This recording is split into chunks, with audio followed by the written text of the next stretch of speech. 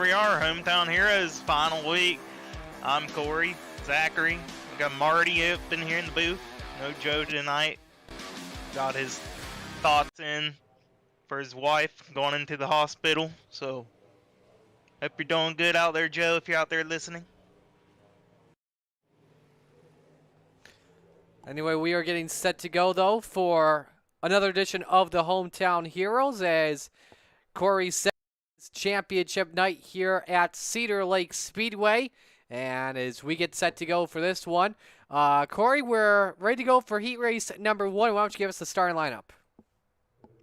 Starting on the pole here, going to be Gary Taylor, Randy Shreves going to start second, Jeff Flair third, going to be William Richardson starting fourth, Brandon Owlsworth going to line up fifth with Joe Moose in sixth, and then Jack Clevenger going to round out your 7-car field for heat number 1. Going to be a fun one. So remind everybody the point standings coming on into tonight here as well. Patrick Spangler, 47-point advantage on Blake Chapman. Remember last Monday for Monday Night Madness at the Knoxville Raceway, Spangler took home his 6th championship. And let's bring Zach Chapman into the equation here. Zach, it was an earned win for Blake Chapman, but Patrick Spangler wasn't too far off the hook just yet. No. I mean, Patrick's done the same thing in this series as he preaches about in the A series. It just incident points, man. He just goes around there. Somehow he passes everybody in the field, and he does it without touching them or the wall. It's a work of art. I mean, he's so consistent. One of the lowest incident points in the league, I'd imagine, through across all the divisions, and he just, he puts it on. He shows everybody how to race hard and race clean. Corey, I think we're ready to go racing. Winners on pole for the feature today. Yeah, absolutely. It's going to be a good one. Who's going to be on the pole for feature for a 305 division? We're about to find out. 6 laps. And look at that outside lane getting a good start with Randy Shreves leading the point. Oh my, got squeezed. We got a couple cars making contact already. William Richardson, Brandon Owlsworth, they're going to go mow the grass.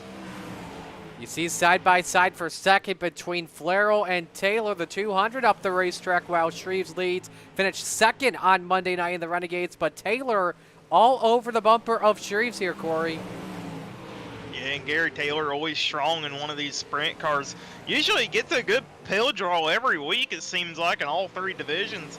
Always runs up at the front in the heat races. He's won a couple of heat races as well. Just hasn't gotten the win in a feature yet. Maybe tonight's going to be his night. He was the quickest car on track, Zach, until Shreves took away the fastest lap with 2 to go. Yeah, I think that's a little bit of Gary, too. You can run the fastest lap. He was quick, but he is trying to adjust his line a little bit. And you're seeing maybe he's being a little too aggressive. He might lose second here, though. Yeah, gonna lose. Not quite yet. Still ahead of Jeff Flero, but maybe down here in 3 and 4. Flero with the right route to Gary Taylor's left front puts Gary up in the air, and oh my, got 3 of them wrecking back here. Yeah, it's one of those, definitely a late slider, but I mean, you kind of see that coming, and you almost got to pre-adjust to that and try to change your exit, but just tough for everybody else out there. Checkered was out as Randy Shreves won heat race number 1, brought to you by Flatline Racing Bodies. Let's get to RSN Trackside heat number 2, Corey. Yeah, on the pole here going to be Jeffrey Barker, the new car man, and the popcorn man going to be Blake Chapman in second. And third will be Bob DeGood, John Rayner, the Bass man in 5th. That's going to be Roger Craig. You got Patrick Spangler with the bad pill draw once again, starting in 6th. And then Isaac Salas going to round out the 7-car field for heat number 2. I'm glad you said that, Corey, because I was going to bring that up. Patrick said it on Monday night. He was wondering who Blake's been paying for these pill draws, because it seems like every time they're in a heat together, Blake's on that front row and Patrick's the whole way in the back. It never seems to work out for poor Patrick on the pill draw. He's always at the back. But you know what? Zach and Marty, he always finds his way up through the field. Absolutely, he does. They call him the high side banger for a reason. He showed that too at Knoxville on Monday night, coming from the back of his heat to finish. I think it was either first or second, and it put him near the front to start from our 35-lap feature on Monday night. Yeah, and him and Blake went hunting for 35 green flag laps. That was a blast, Marty. That was a great championship night. It's going to be a good one. Winner of this starts in second place for the feature. Who's going to get it done? Green flag is out. About dead even start for your front two. Cedar's here in heat number 2. You see Chapman getting away with the early lead, but it's 3 wide for third with to go to the middle. Rayner sideways. He keeps it going. Side-by-side racing for the lead for third and fifth. Blake Chapman taking over the race lead over Jeffrey Barker. Barker holding off Bob DeGood right now. Bob DeGood has Roger Craig behind him. Bass Man trying to make his way up to the front of this field. He's always ran pretty good in a sprint car. Oh my, the Bass Man, he hit the hooker. Zach, how about that 360 from Isaac, though? Kept it going in fifth. Yeah, it reminded me of something I did a couple weeks ago. That's you just keep your foot in it and just pray that it straightens out. Isaac did a good job in doing that. And is it going to win him this heat race? No, but I mean those starting spots are going to be real valuable. And if they do have to run a B main tonight, which I don't think they do, but I mean he's going to get a way better starting spot in the future. Yeah, absolutely. It's Blake Chapman. He's got a half a track to go, and he's going to pick up the checkered flag for heat number 2. A win at the line. He does it. Jeffrey Barker going to bring him the new car in second place. Bob DeGood third, and the Bass Man going to get the official final transfer spot if we were to have a B main. Man, Blake just kept getting faster. Last lap at 12.48, fastest lap of the heat beat everybody else by 2.5 tenths of a second. Now we go on to heat race number 3, brought to you by Top Notch Trucking, the official logistics service provider of the Coast to Coast Racing League. Corey? On the front row, you got Steven Bixler on the pole, the mayor, and the Fry man, Kevin Fry. Jason Butterfield running in the third. Gavin Chatham starting fourth. Brian Moore Sr. going to start fifth, and Greg Parmalee going to round out the 6-car field for another 6 laps of a heat race. Zach, who's your one to watch out for in this field? I mean, no surprise here, I don't think. Anytime he gets in a sprint car, he's pretty fast. But Gavin Chatham, starting in that, where is he? Yeah, he's P4 there. But, I mean, virtually starting on the high side as long as Kevin gets a good start. That's starting P3. You want the high side right now, and I look for Gavin to challenge for this win. Well, Brian Moore Sr. either. We've seen both Brian Moore Sr. and Brian Moore Jr. come out here and compete week in and week out in the Hometown Heroes sprint car divisions.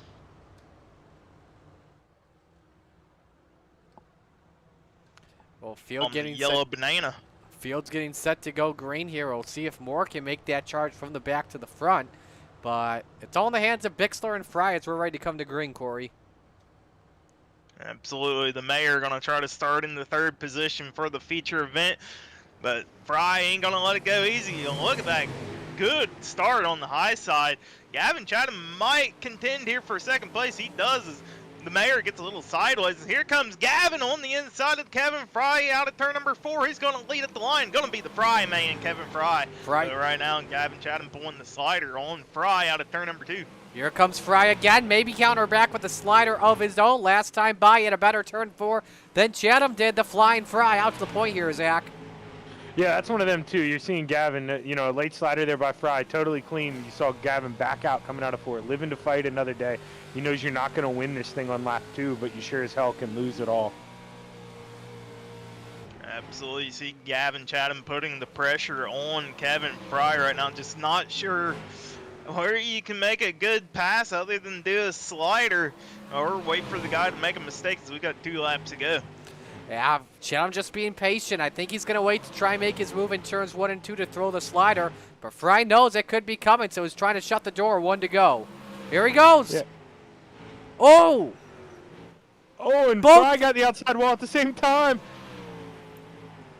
Well, that's the first time I've seen the wall help anybody out of turn number 2. As Kevin Fry comes across the line, and your Heat 3 winner, Gavin Chatham second, the Mayor third, and BMS in fourth. I think the wall actually helped Kevin Fry gain speed. If not, Gavin Chatham hitting the Tory tires down low actually slowed him up a lot. So, well, we've got our warm-up coming up here, brought to you by the Osh Weekend Speedway. Our feature coming up next for the 305s on the Coast to Coast Racing Network. Stay with us. How about the reverse for Lucy Olson? She has her first point. Yeah, Lucy Olson, talented sophomore.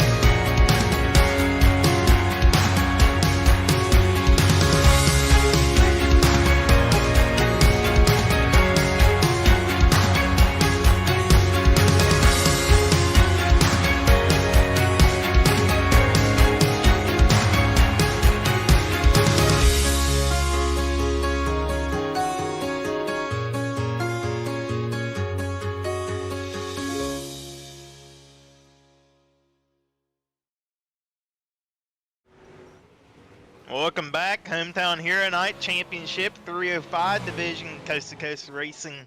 You're watching on the Coast to Coast Racing Network on the YouTube channel. Let us know who you're rooting for in the chat. Hello to Patrick Spangler, who says Blake's new nickname is Front Row Chapman, and we can understand why. Let's meet the field here for our feature. Give you your catalytic recovery starting lineup. Corey? On the pole, Randy Shreves. Outside of him, going to be Blake Chapman, the Fry man, going to roll off in third. Kevin Fry, Jeff Falero on his outside. The new car man going to start in fifth. That's going to be Jeffrey Barker. Gavin Chatham going to roll off in sixth. The Moose man, Joseph Moose, going to roll off in seventh. Bob DeGood in eighth. Stephen Bixler, the mayor, going to roll off in ninth. Gary Taylor, one of your salty dogs, in 10th. The Bass man, Roger Craig, 11th. BMS, Brian Moore, Sr., 12th. William Richardson, 13th. Isaac Salas, 14th. Greg Parmalee, 15th. Jack Clevenger, 16th. John Rayner, 17th. Jason Butterfield, 18th. Brandon Osworth, 19th. And starting at the back, oh boy, it is going to be a dandy, Patrick Spangler. One lap to green until the Steve King Foundation Pace truck pulls on to pit row. Let's get some picks here. Zach, we're going to start with you. All right, he put me on the spot here. I mean, he's starting P2. He's going to try to go for a championship. It's got to all go perfect. I'm going to pick the salesman, Blake Chapman, tonight. Give me Randy Shreves from the polls. We're ready for the Lucy Olson star. Corey, bring us to green. I'm going to go with the Bass Man, but here we go. Randy Shreves is gonna fix the set us to lead us to the green flag with Blake Chapman, and they get a dead even start once again. Maybe Blake Chapman will have the advantage coming on turn number 2. Not quite yet, but maybe turn 3 and 4 is gonna be his bridesmaid right here. And Shreves edges out Blake Chapman at the line as he pulled up to the right rear door. And now Shreves shuts the door with a beautiful slide job and a big wreck, Billy Richardson.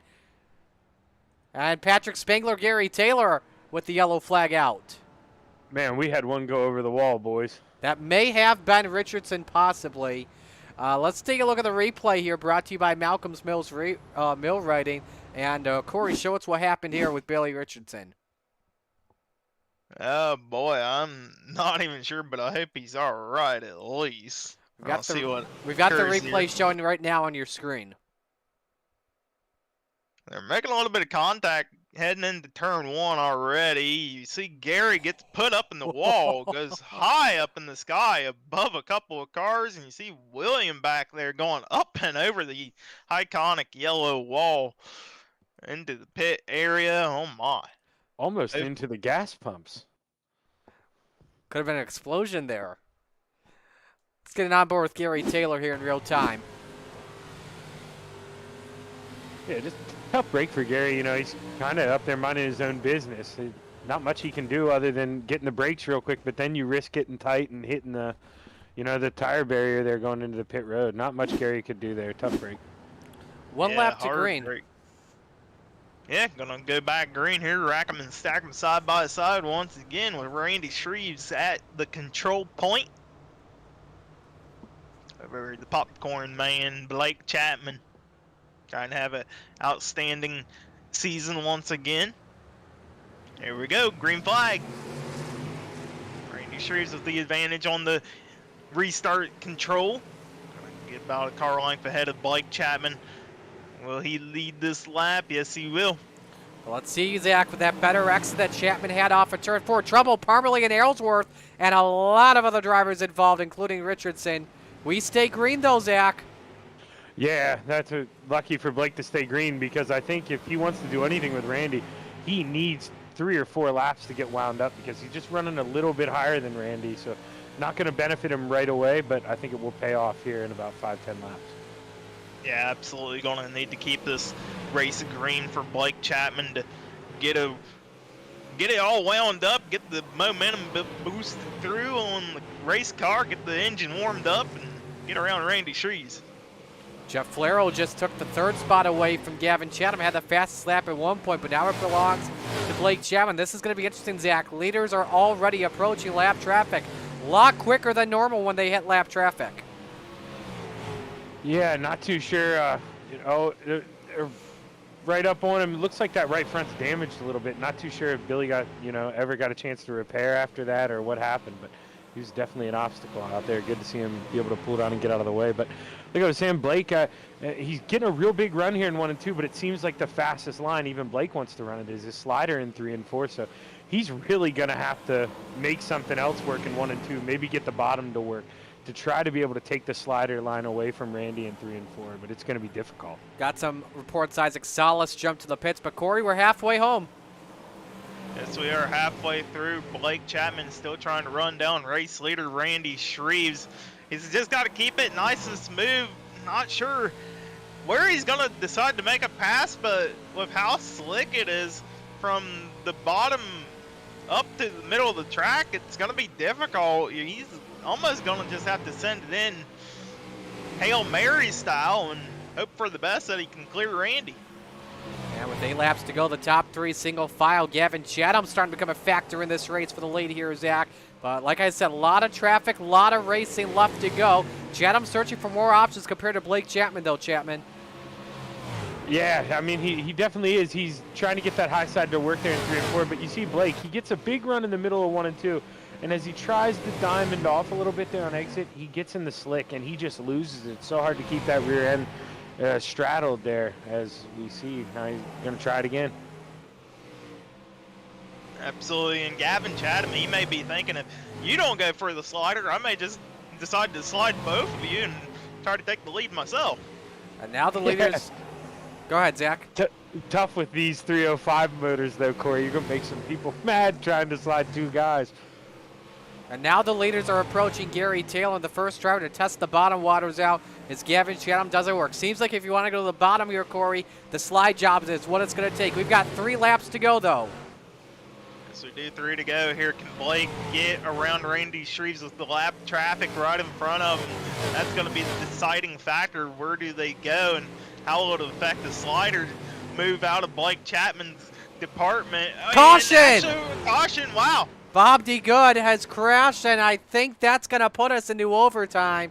And, Zach, that's not the yellow that Blake wanted. No, it is not at all. I think Blake is just waiting, you know, trying to use that lap car to set him up because right now, I mean, as much as we love this track, it is tough in these 305s to set up a different lane because, like, you know, I was telling Corey earlier when he said about the double slider, it's just so hard with this limited power to really hook up. And when you see a guy who found the line and is running a quick lap time, it's just natural to fall in line. It's really hard to find something else. Get a look here, Corey, on board with Bob DeGood in this accident on the replay. Alrighty, well. And just a slider gun bad, gets booped from behind, and around he goes. And he Does saw collect Patrick Spangler there as well, wow. that could make things interesting towards the championship. Like if Blake is able to get to steal a win, I would watch this title picture pretty closely, see if it can die down because Spangler got his score and he should be around 15th, I would say so when we come back to the restart. Yeah, it should be in about 15th with a couple of incident points by now. And we're coming back to green with 2 to go. So we are good launch out of Randy Shreves. Gonna try to hold off the hungry drivers behind him. The popcorn man gonna go to the inside of 3 and 4. This may be the move for Chapman. Shreves counters it back though. White flag one more time around this track at Cedar Lake in Wisconsin. Blake Chapman in the lead, not gonna be challenged. Challenge to the wall. Blake Chapman wins, Randy Shreves second, and they are going to give third to Kevin Fry. Wow, good racing out of all these drivers. Chatham got put in the wall. I'm not sure how. We'll look at a replay in just a moment. But, Zach, I feel like if Randy Shreves went for that slide job in 1 or 2, he would have had a much better chance of the win. Yeah, I just think he was surprised with how good of a run Blake got when he threw his slider. He ran that line in 3 and 4 perfect. And truthfully, I mean, unless he went up there and almost put the right rear in the wall, I don't think he would have cleared him on a slider. Blake did. I mean, that was an amazing run out of 3 and 4. You see Chatham and Shreves just banged wheels, and it just affected the left front steering of Chatham, and then everybody just went crazy from there.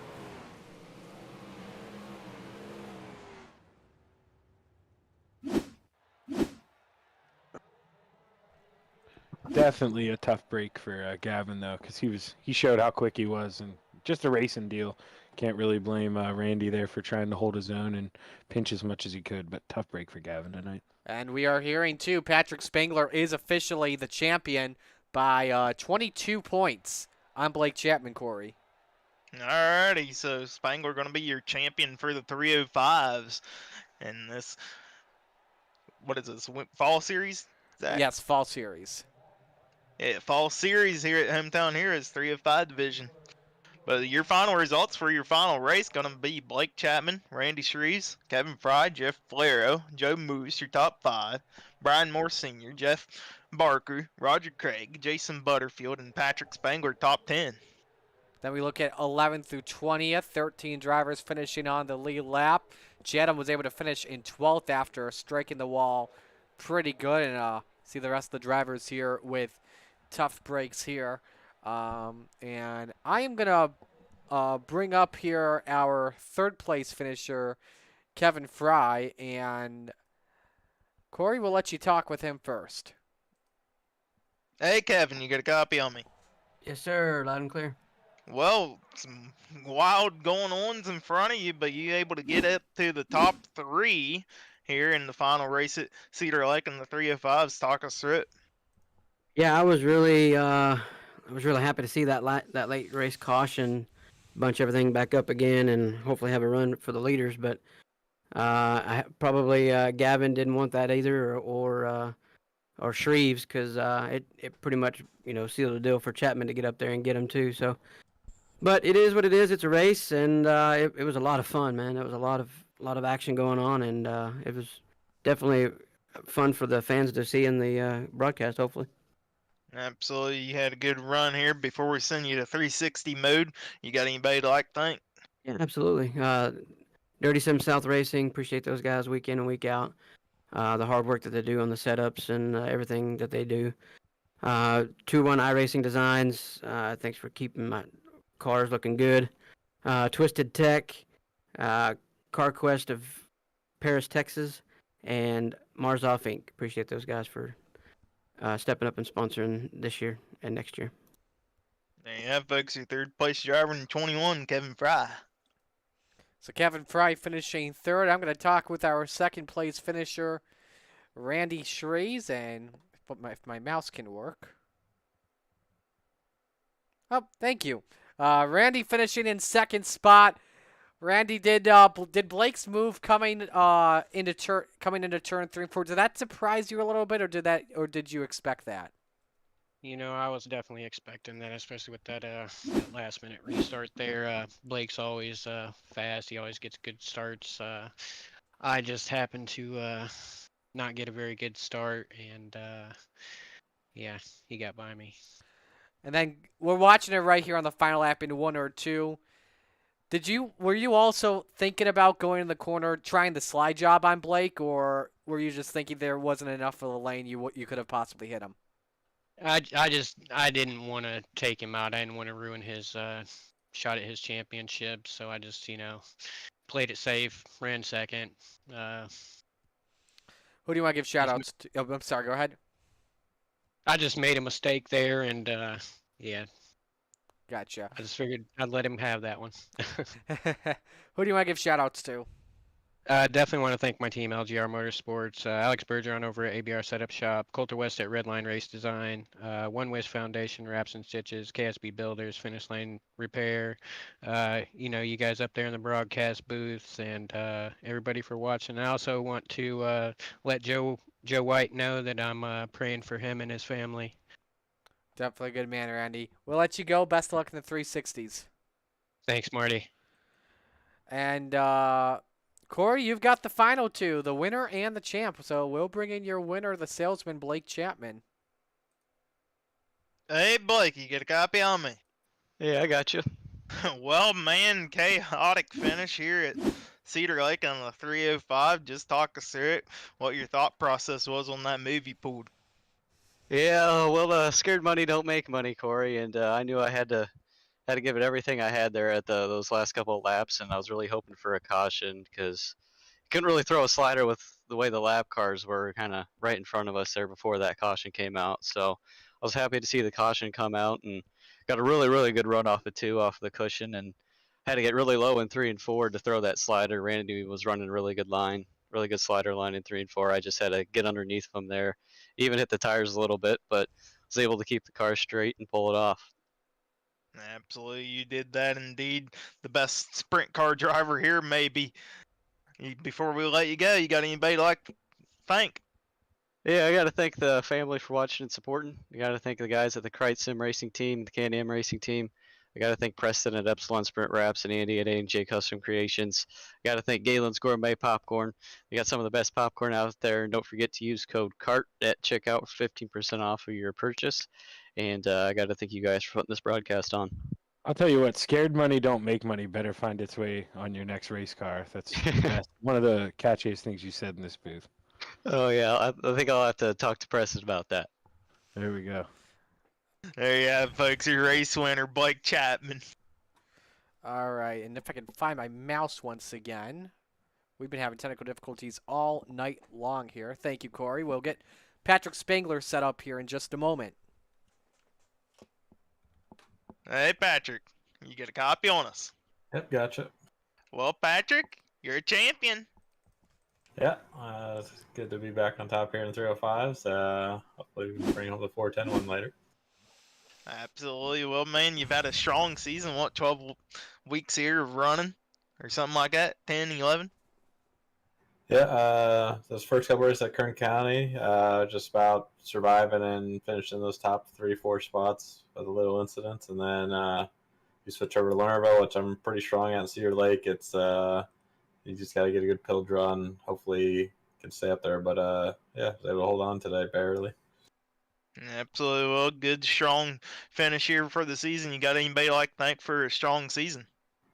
Yeah, just you and Joe for the awesome broadcast each week, and Marty and Zach for chipping in today. Roger for on the league, Train Wheels Racing, Dude XM Designs, and Dad Uncle back home watching. There you have, folks. That's your season champion for 305 division, Patrick Spangler. So Spangler gets it done here tonight. We're going to step aside and go to break. When we come back, it's 360. Stay with us on the Coast to Coast Racing Network.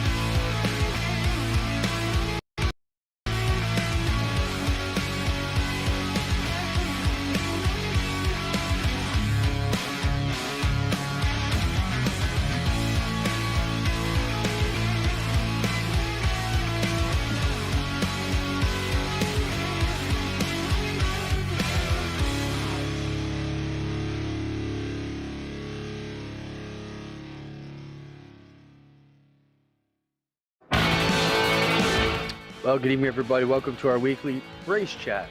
Adam Ross and Clinton Jeffrey are live and interactive every Tuesday night. Rivals Race Chat is your home for race discussion, debate, news, interviews, and more.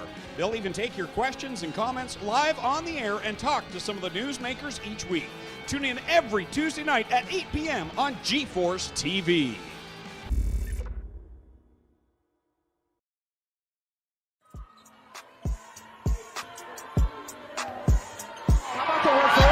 For Lucy Olson, she has her first point. Yeah, Lucy Olson, talented sophomore.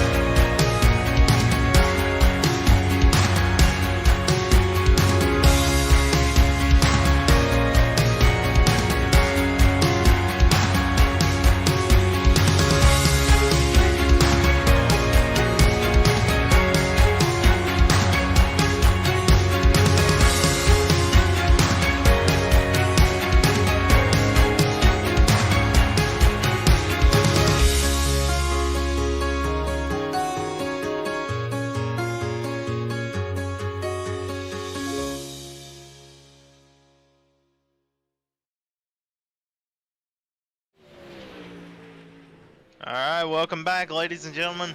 You're watching the Coast to Coast Racing Network Hometown Heroes, the last week here. Once again, sending out thoughts to Joe and his wife. But we're crowning a champion in the 360 division, and it's pretty much locked up with Gavin Chatham fixed to set the championship tonight. Yeah, Chatham's been a master of 360s all season long in the Hometown Heroes, so he's got the championship all clinched up. Everybody here is now just focused on ending the season right with a win. But I believe we are set to go for Flatline Racing Bodies Heat number 1. Give us the starting lineup here, Corey.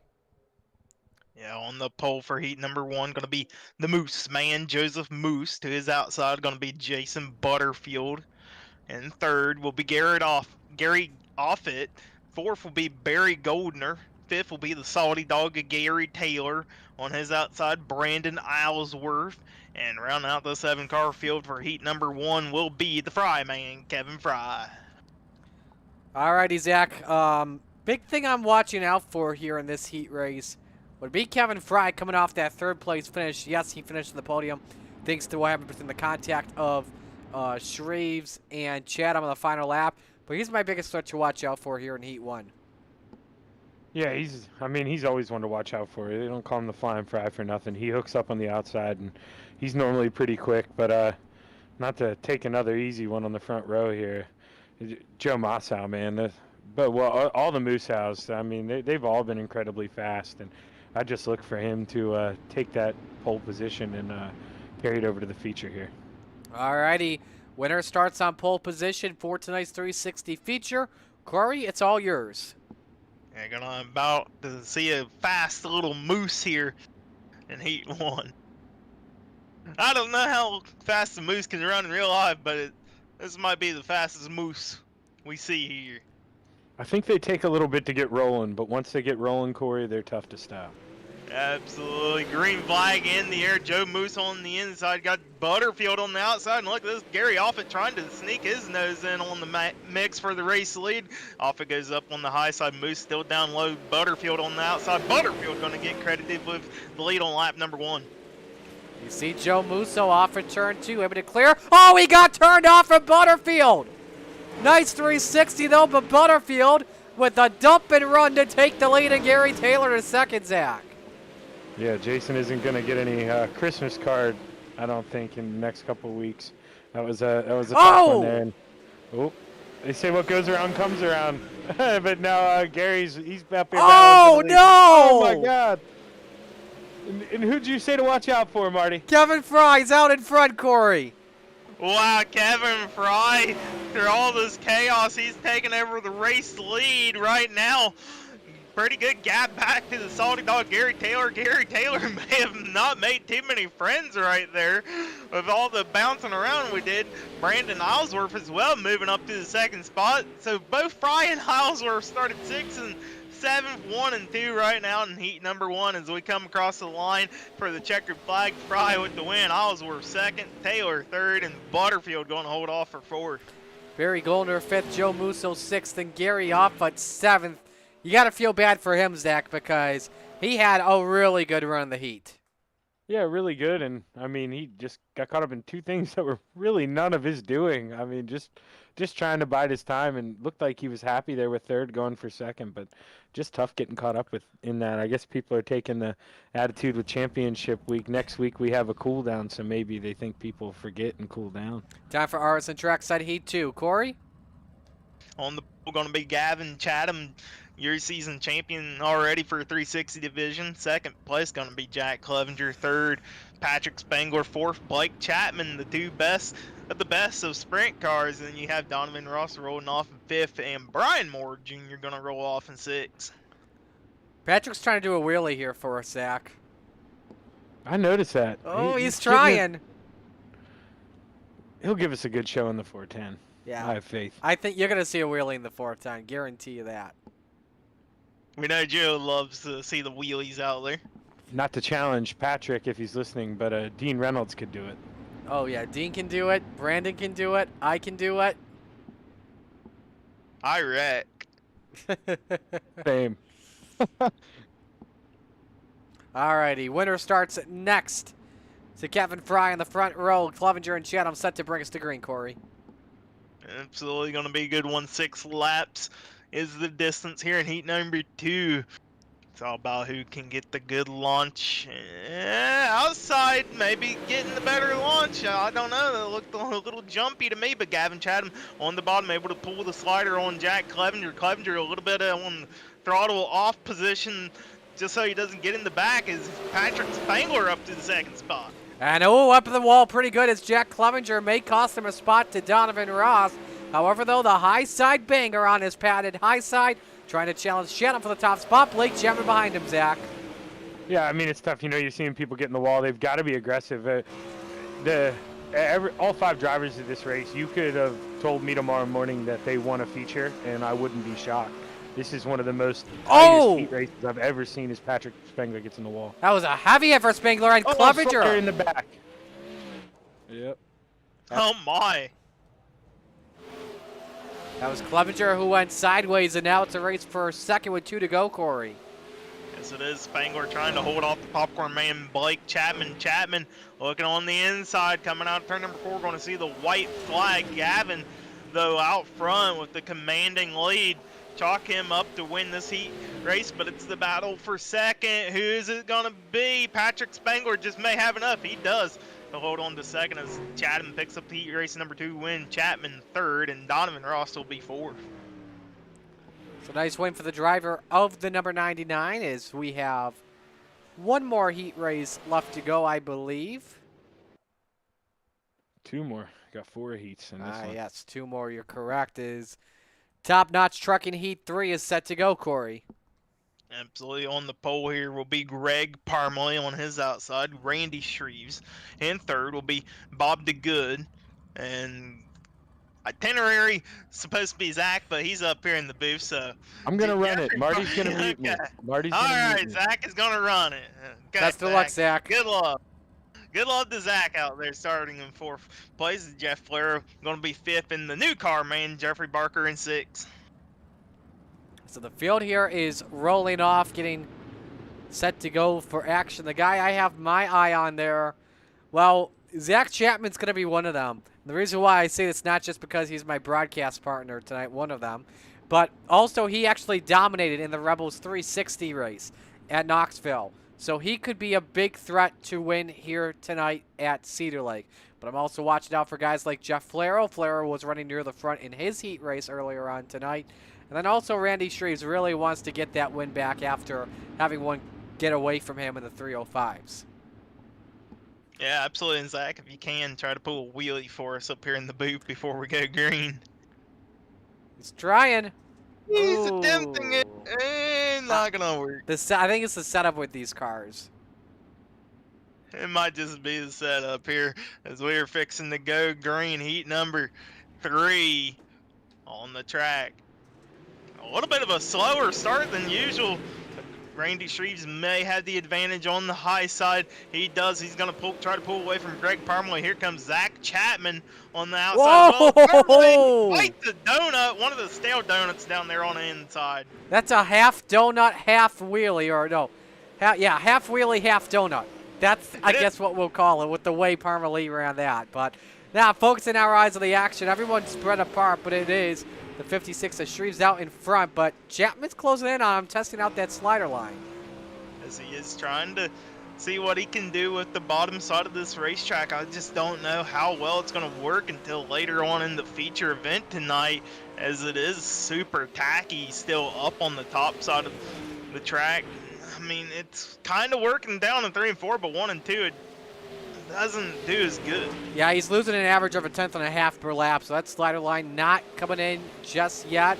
It is also allowing the 200 of Flaro to close in for the 2nd spot, coming to the white flag.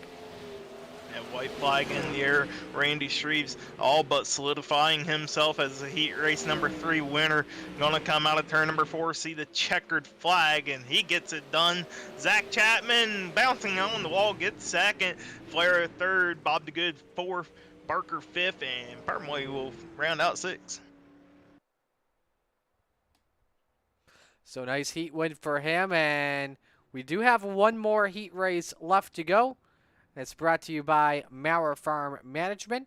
Again, keep in mind, we are taking the top 4 into the feature. Everybody else at the bottom having to go through our last chance showdown brought to you by Gambler Motorsports. But the Maurer Farm Management, Heat 4 is on here. Corey, starting lineup. On the pole will be Jeffrey Kemper. To his outside, BMS Brian Moore Sr. Third will be the Bassman Roger Craig. William Richardson to his outside. The Mayor Stephen Bix are going to start 5th. And Isaac Salas going to round out the 6th car field. 6 more laps, 360 divisions, the last heat race of the season. Going to be a good one here. It's been good all night. 305s put on a good show. 360s, heat 1 through 3, putting on a good show so far.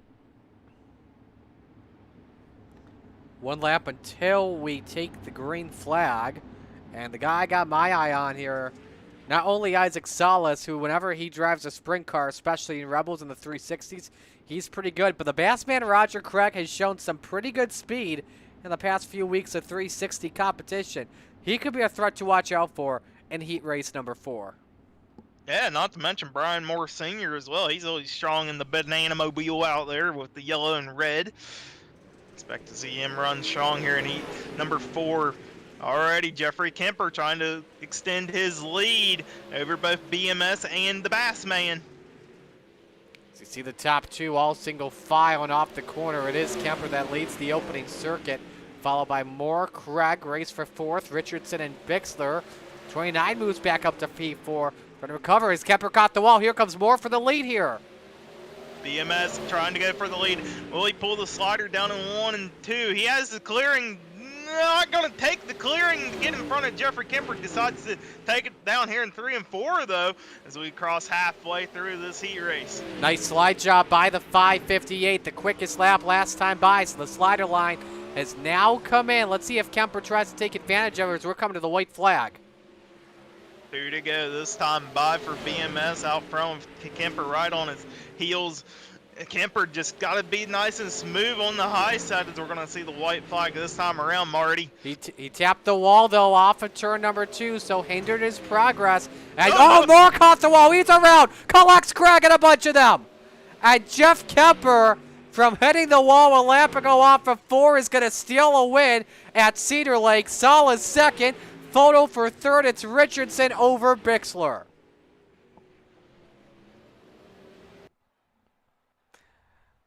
Wow. Now it's a race of how bad do you want it. Gambler B main action. Here's your starting lineup. Yeah, B main going to be Barry Goldner on the pole. Jack Clevenger second. Jeffrey Barker third. Brian Moore Sr. going to start 4th. Joe Moose 5th. Brian Moore Jr., he's supposed to start 6th, but I don't see him in the server, so we'll go back to Greg Parmoyan 7th. The Bassman of Roger Craig 8th, and Gary off at 9th, and they are taking 8 people, so everybody's in. Do the math. Everybody's in. Yep. Brian Moore Jr. will not be in the field this evening from the looks of it unless he takes the green and somebody wrecks early. But I doubt that to be the case. That is a possibility. He could come back in and somebody been wrecked.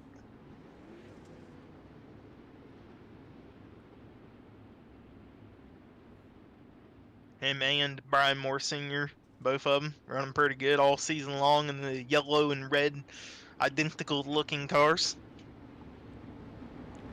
Absolutely. The Vanderbilt 36 against the All-In Rooting Racing number 78. As we're coming to green this time by, I believe, here, Corey. Yes, we will. Pace car lights are shut off. We're about to set these boys racing for 8 laps. Everybody moves on to the feature event. This is all about starting position right here. Set up the back 8 as we are underway for our Consi. And off of turn 2, Clevenger and Goldner racing side by side. Clevenger shows the nose out in front. Moore switches up top. 3 wide for second as Clevenger leads lap 1. Oh, and Barker on the half donut, going to collect a couple of cars, going to be both off it and My goodness. Wow. Gary Offut has just the worst luck tonight. Leading in his heat race, then Rex, and then in lap number 2 trying to recover from the back. Now he has to start from last in tonight's feature. Absolutely. Clevenger up into the wall, going to slow his momentum down while Brian Moore Sr. to try to catch up. BMS trying to pick up a B main win here tonight in the 360 divisions halfway through this race. Zach, what do you think of it so far? Got a good battle up here at the front, but, you know, they're kind of spacing out. I think Brian Moore Sr., he might need lap traffic, which I don't think we're going to have time to catch him, but it's nice to see those guys single filing out and getting their practice lines for the feature. Also have a race taking place for the 5th position between Barker and Parma Lee. That's a half second separating the two as they work different lines. Parma Lee just hanging on to his car off for 4. We're coming to the white flag this time by Corey. It's white flag, one more time to go around Cedar Lake for the B main of the 360s. Your race leader, Clevenger, commanding lead over Brian Moore Sr. Going to come out of turn number 4. Picks up checkered flag. Senior second. Roger Craig on bringing home 3rd. Joe Moose 4th. And looks like Barker pulled off. He's going to allow Parmalee to get 5th. Goldner 6th. And Barker will get 7th. Alrighty, so with that being said, it is warm-up watch time for the drivers. We're going to step aside here. Feature coming up next on the Coast to Coast Racing Network. How about the reverse for Lucy Olson? She has her first point. Yeah, Lucy Olson, talented sophomore.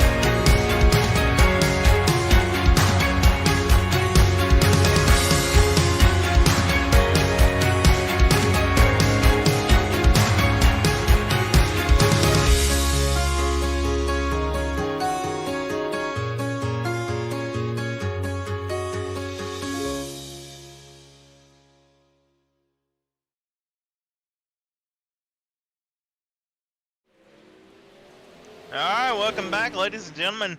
We're setting the fix for the 20-lap feature event here in the 360 divisions. Already crowned a champion of Gavin Chatham.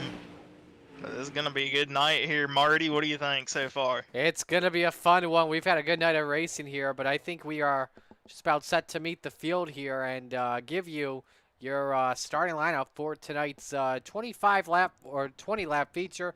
Let's meet them now. Absolutely. On the pole, gonna be the Fry man, Kevin Fry. To his outside, your season champion, Gavin Chatham. Gonna be Randy Shreves in third. Jeffrey Kemper, fourth. Brandon Osworth will line up in fifth. Patrick Spangler to his outside in sixth. And we got our man that was up here in the booth with us, Zach Chapman, in seventh. Isaac Salas gonna roll off in eighth. Gary Taylor, one of the salty dogs, gonna roll ninth. Blake Chapman, the popcorn man, going to be 10th. Jeff Flaro, 11th. William Richardson, 12th. Jason Butterfield, 13th. Donovan Ross, 14th. Bob DeGood, going to be 15th. The mayor supposed to start in 16th. Hasn't gridded up quite yet. Jack Clevenger going to line up in 17th. Brian Moore, senior, 18th. The Bass man, Roger Craig, in 19th. The Moose man, Joseph Moose, back in 20th. Greg Parmalee, 21st. Barry Goldner back in 22nd. Jeffrey Barker, the new car man, going to line up in 23rd. And Gary Offit, tough night so far, going to round out this 24-car full field here. Wow. And I think we are just a lap away from taking the green flag. Zach, real quick, who's your pick to win? Short and sweet, the 99. Alrighty, that makes it easy for you, Corey. I'm gonna go with the Bass man, Roger Craig. Alrighty, and give me Blake Chapman to get it done. Go 2 for 2, have a shot at the Triple Crown. Zach, best of luck, man. Yeah, appreciate it, fellas. Alright, ready to go for the Lucy Olson start. Corey Boudinot has the call of the start for this one. Absolutely gonna be good here. 20 laps, the distance. 360s, the middle range engine. They are still quick though. Gonna see who can lead lap number 1. Green flag in the air. Kevin Fry already out till early lead. Randy Shreves on the inside trying to battle for it. The Shreves and Gavin Chatham side by side for second place. Who's Trouble. gonna lead lap number 1? And we're gonna get a caution before we even score that. Joe Musso upside down and also collected a bunch of them. Brian Moore Sr. may have seen Patrick Spangler and Blake Chapman, who may have been involved in this one. Either that or they were slowing up, but get your replay here on real time. And Corey, we got the replay here. Let's see what happened. Yeah, you're riding on board with the Moose man, Joseph Moose. Behind Brian and Steven, they just both get in the wall in front of him, and Moose getting the worst end of the deal here. And we might have had 2 wrecks at the same time, as we had Patrick Spangler around in turn 3 and 4. Get that in just a moment. Here's the onboard Brian Moore Sr. They were 4 wide, I think, at that point in turn number 2 on lap 1, which is pretty wild to think about it. Here's what you're referring to here, real quick, Corey. Yeah, with Patrick Spangler. Car in front of him, Kemper in front of him, gets up in the wall, and Spangler collected. It looked like Blake Chapman even collected as well. Isaac Salas was also involved too, as we're ready to come back to the green flag. So we are pace car going to pull off this racetrack once again. Kevin Fry at the commanding lead, and he is going to have a whale of a start over your next 2 drivers. That's going to be Randy Shreves, Gavin Chatham going side by side out of turn number 2, down in 3 and 4. As they're still side by side, Chatham with the edge on the 56 of Shreves, followed by Kemper and Zach Chapman, who round out the top 5. Everyone utilizing the high side, but the best race on track is for 6. Blake Chapman, interesting to see if he had any damage from the prior caution. I'd say everybody was involved in the caution. And we got another one. We got another one on the track here. Brian Moore Sr. again and Barry Goldner. Here's a replay, Corey. Let's see what happened with Barry. On board here with Goldner. See what happens. Car in front, and looks like Greg Parmalee getting sideways in front of Goldner. Collects Goldner and Brian Moore Sr. as well. If we can get it here loaded up, we'll get you an onboard. Like I said, my mouse has been having a lot of technical difficulties lately. I don't know if we'll be able to get you an onboard here. And yeah, I think we will have time real quick to get you this onboard. On board with Brian Moore Sr. here. Gonna see the wreck unfold. Yep. Oh, and he hits the brake, tries to avoid it, and just collects it with the left front tire. Remember, he was involved in the first accident too, and so significant damage putting him back far. Yeah, it's gonna affect the handling some way or another. But ready to go for the Mission 22 restart with Kevin Fry and Jeff Kemper on the front row. It's Kevin Fry and Gavin Chatham. Oh, Kevin Fry, Gavin Chatham, my bad. I was looking at the wrong thing. Yeah, Kevin Fry, though, gonna try to take the early lead once again. Gonna clock over to lap number 5 as the clock crosses the line. Kevin Fry gonna shoot all the way up to the top side of the racetrack already early on the restart. Gavin Chatham riding in second place. They're trying to pull away from third place Randy Shreves, but Shreves, he's gonna have to try to hold off both Zach Chapman and Jeffrey Kemper. They are 3 by 3. I think even saw 4 wide at one point in this pack. Wild stuff as Zach Chapman looked low on Randy Shreves for third. Shreves went up the track, kept it straight, helped him out, but they're still side by side by side by side. Off of turn number 2, Kemper still hangs on to 4th. Yeah, look at that. They were almost thinking about 4 wide for a split second. They finally got separated just a hair bit, but not by much. You see Zachary Chapman going up to the top side. He's got the other Chapman, no relationship right there. Blake Chapman on the inside of Zach, trying to make the move up to the 5th position. And a race for 3rd again. Here comes Kemper on the back of the 56 of Randy Shreves for the bottom step of the podium. We also have Gavin Chatham trying to creep the lead down, but we're under caution once again. And this is for Roger Craig.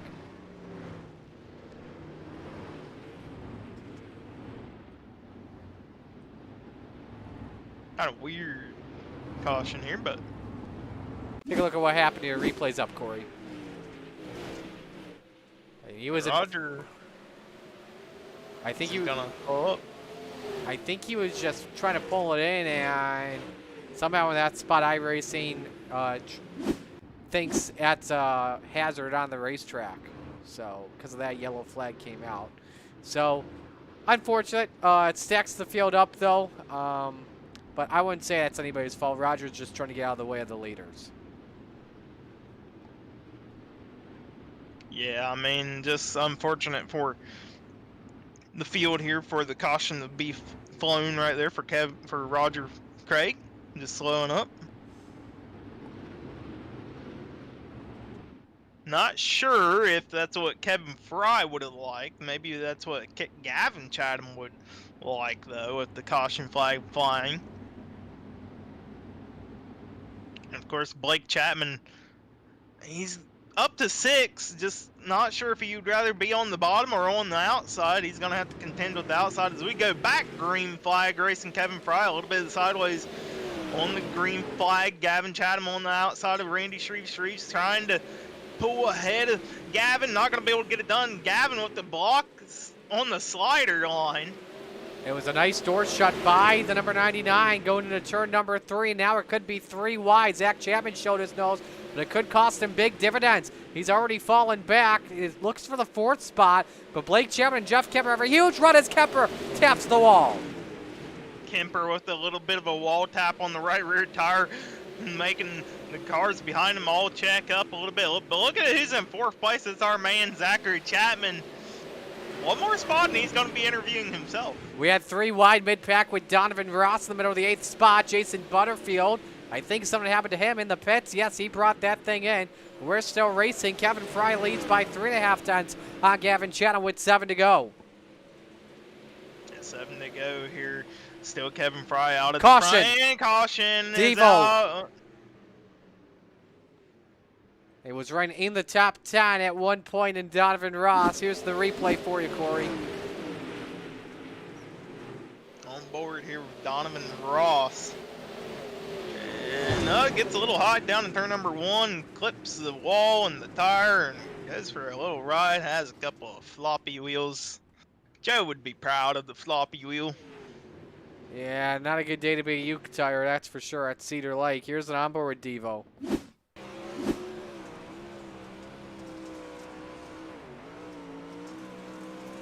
Pretty good racing around where he was. Oh yeah, he caught the wall on the front straightaway. Ooh, who's that? That was Billy Richardson. Came in there in the aftermath. a hard lick there for both Ross and Richardson. So we're getting set to go back green. The pace truck has shut its lights off. Single file. Under 10 to go. We're going to have 6 to go when we go back green. Kevin Fry leads Gadam Chatham. Randy Shreves third. Zach Chapman fourth. Jeff Kemper rounds out the top 5. We're set to go back racing. Here we go. Green flag back in the air. Good launch out of Kevin Fry camp. Gonna have to leave Gavin Chatham to try to fend off the second place spot over Randy Shreves. Randy Shreves got Zachary Chapman right behind him. Zachary trying to hold off Jeffrey Kemper. And Blake Chapman with the power surge on the high side, going to get to the outside of Kemper. Try to make it work. Whoa! Needle, a little bit of tire contact between Kemper and Blake Chapman. Chapman, he wants that top 5 finish here in the final race of the season. Everybody kept it straight, though, lean and green. Meanwhile, Chatham's cut the lead down on Kevin Fry to 1/4 of a second. 3 laps remain at Cedar Lake. And this track is all but slick. There is no grip anywhere. You got to find it.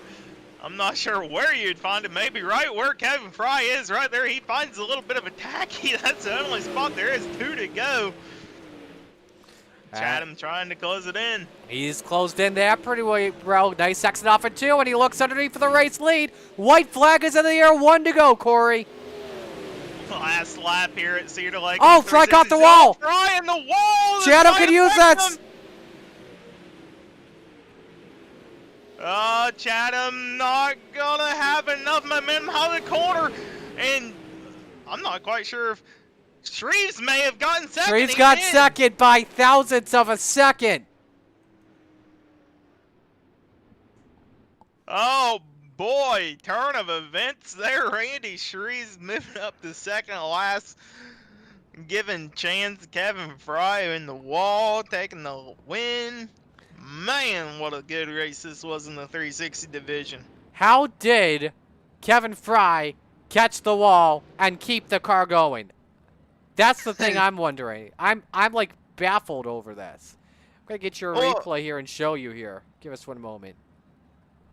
Isn't that the second time we've seen Kevin Fry in the wall tonight? I think that is the second time that we have seen Fry in the wall tonight and keep it going. All but right there is where I thought he was gonna not keep the lead, and he does. And Gavin sending in on the inside, just not enough momentum. Wow. And Shreves out of nowhere with the second. Got to give it up for the way the 2 raced each other. Very clean, very hard, very respectful. Let's pull up the results here for you, Corey. Top 10 on your screen. Your top 10 going to be Kevin Fry, Randy Shreves, Gavin Chatham, Zach Chapman, Blake Chapman, your top 5, Jack Clevenger 6, Jeffrey Kemper, Isaac Salas, Jeff Falero, and Gary Taylor in your top 10 finishing order. And you see the rest of the field from 11th through 20th. Had 18 drivers finish on the lead lap.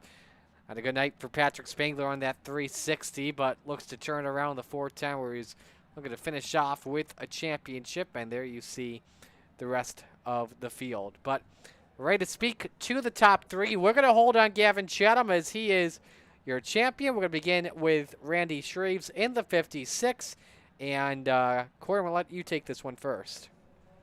Hey, Randy, you get a copy on me?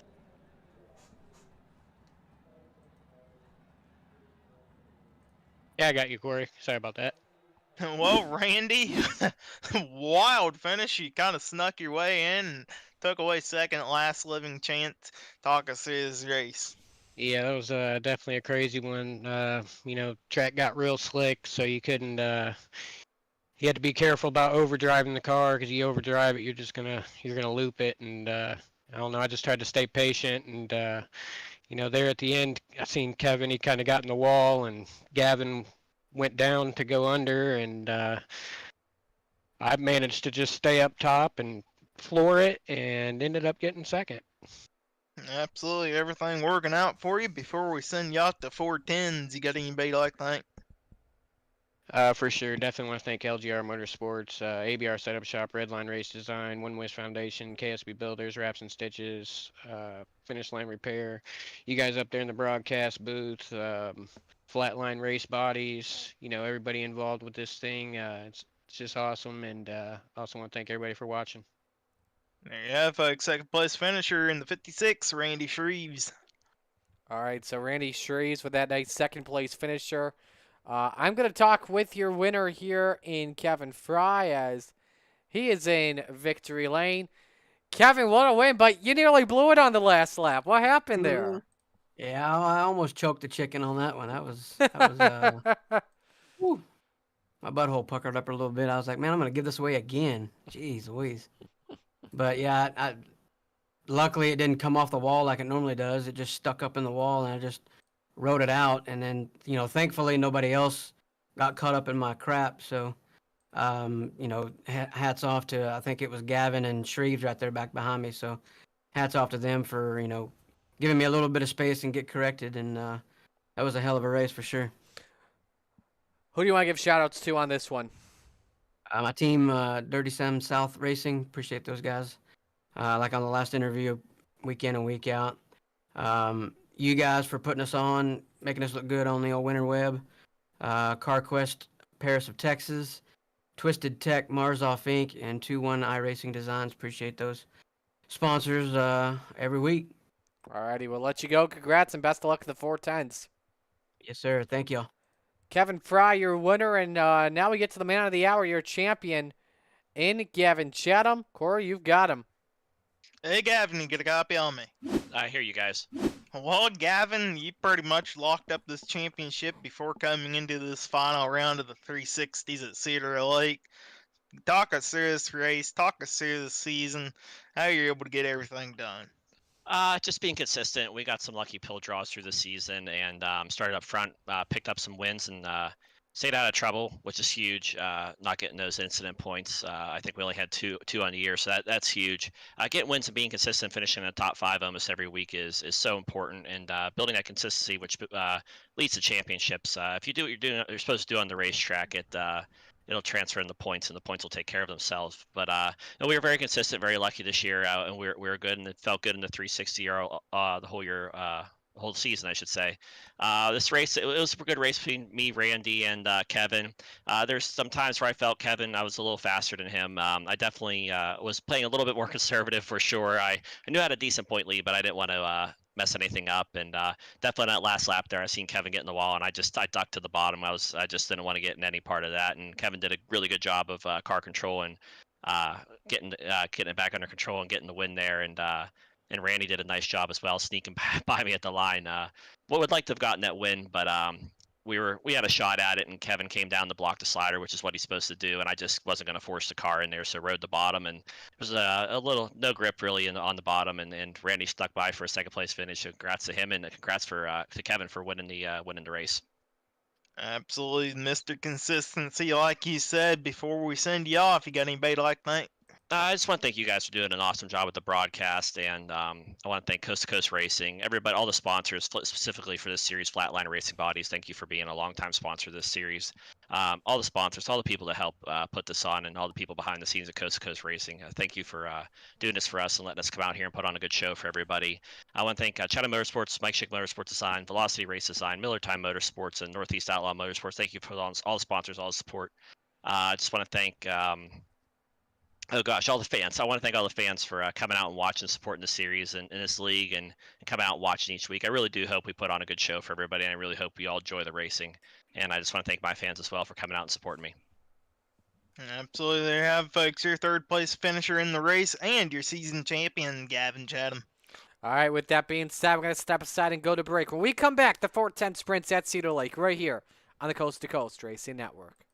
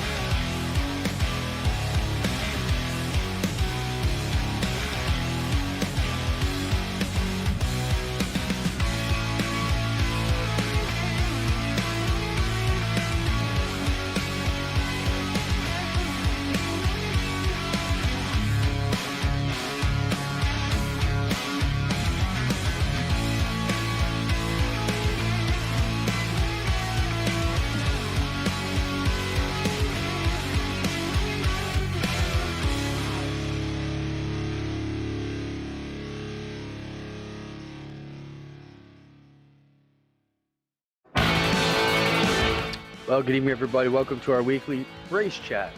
Adam Ross and Clinton Jeffrey are live and interactive every Tuesday night. Rivals Race Chat is your home for race discussion, debate, news, interviews, and more. They'll even take your questions and comments live on the air and talk to some of the newsmakers each week.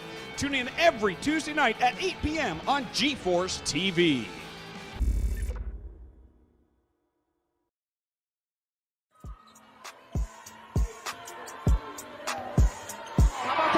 For Lucy Olson, she has her first point. Yeah, Lucy Olson, talented sophomore.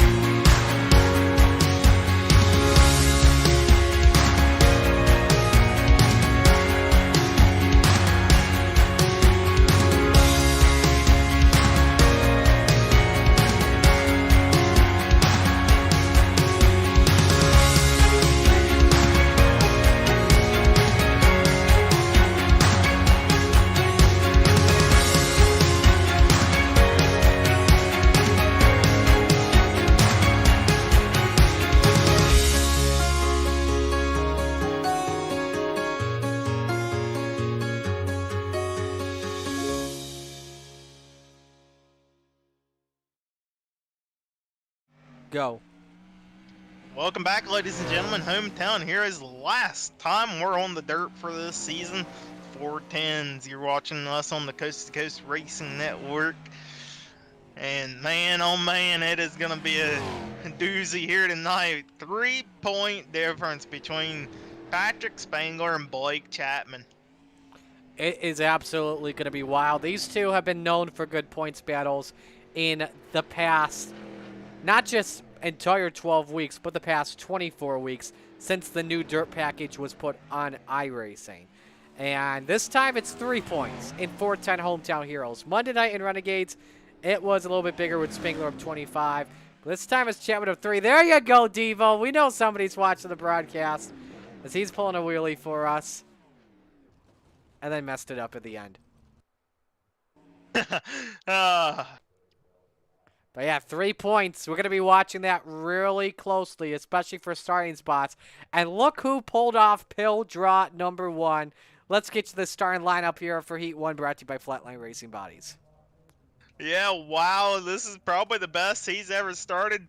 Patrick Spangler with the pole here in heat number 1. Brandon Islesworth going to be on his outside. Barry Goldner going to roll off in 3rd.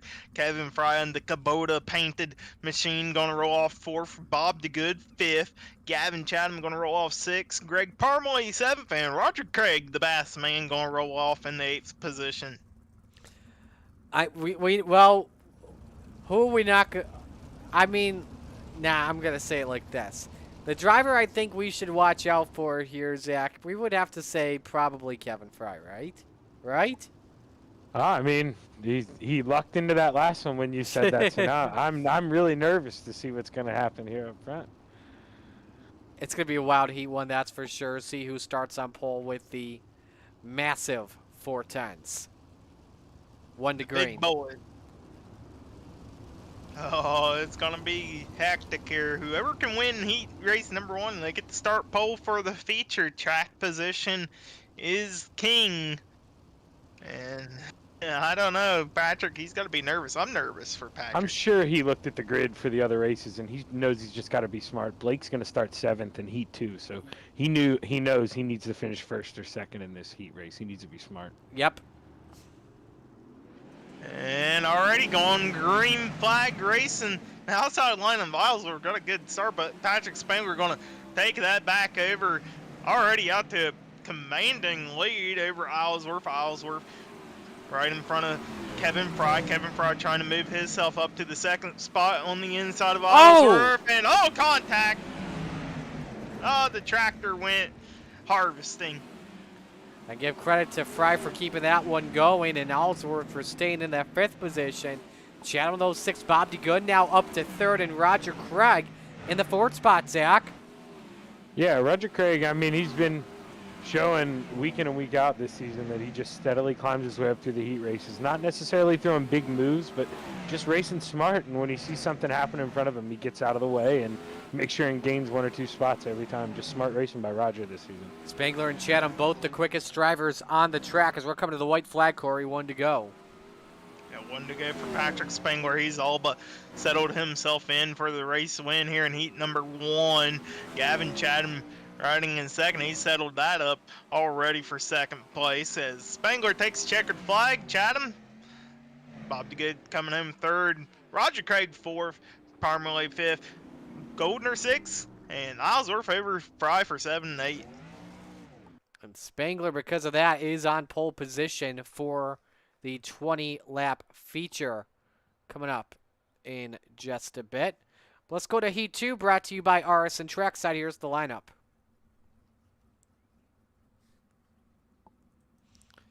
And we have Jack Clevenger on the pole position. Next to him, the mayor, Steve Bixler, in the 75. Row number 2, Jeff Flero in the 200, and Gary Offa in the 94. Row 3 is Slide Job, Isaac Salas, the Salsa Man, in the 5. Next to him, Billy Richardson in the 29.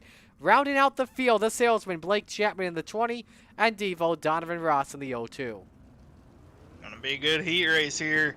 Heat number 2. Should be taking everybody. I only seen 23 cars signed up for this event, so everybody should be going on to the feature no matter what. It's all about that track position. What did Blake say? Scared money don't make money. I look for him to be in the top 3 by the end of this heat, and then look to go plug away and try to get that championship here. I look for him to be in the top 5 within 2 laps. Well, he's starting on the inside, at the back. As long as he doesn't jump the start, I expect him to be in the lead by lap 2. Wow. Big guts. Big moves. Big moves. All right, coming to green. Winner starts next to Spangler. Here we go. The mayor and Clevenger. And the mayor pops a wheelie off the green flag. And what did I say? Watch out for Blake 5 wide! Go 5 wide. A Chapman! He saved it, though.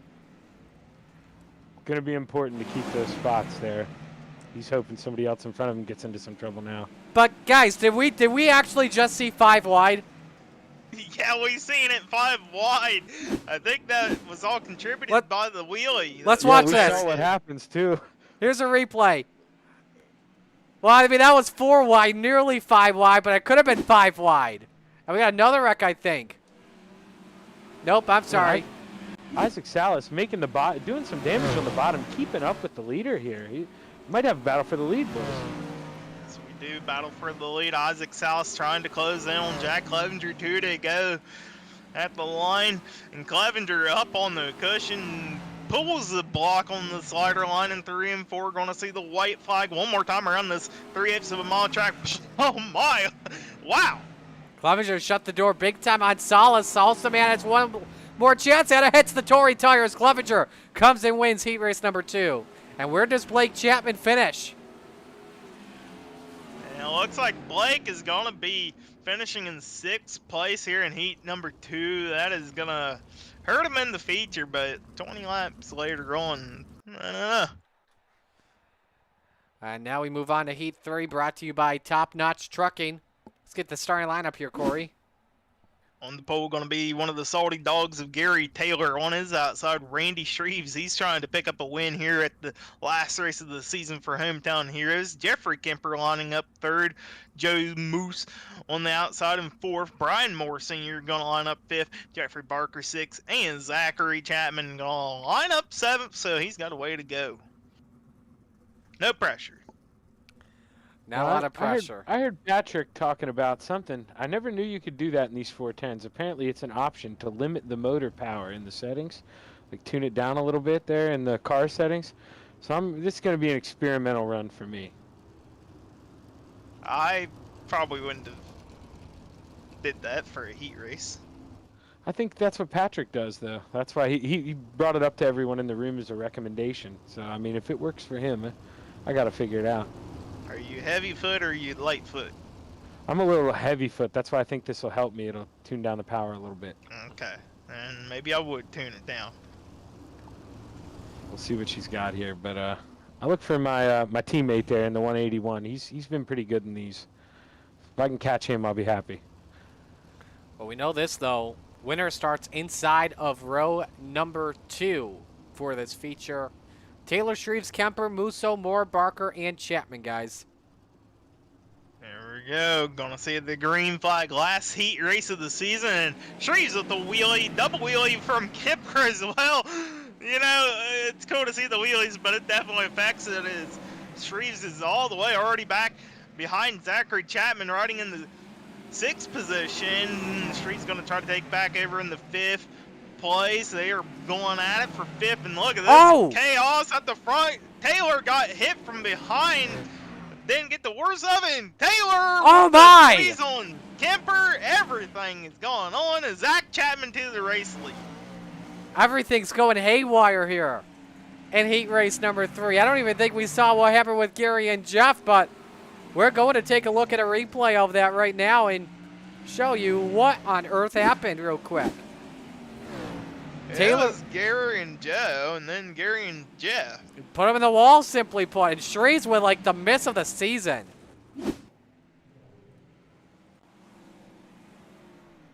Oh, coming to the white flag here, back live. Zach Chapman out in front of Brian Moore Sr. Brian Moore Sr. trying to start 3rd in the feature event, but one last corner. Can he get it done? Zach Chapman trying to hold him off. And Chapman going to pick up heat race number 3 win. Brian Moore Sr. 2nd, Randy Shreves 3rd, and Jeffrey Barker 4th. Wow.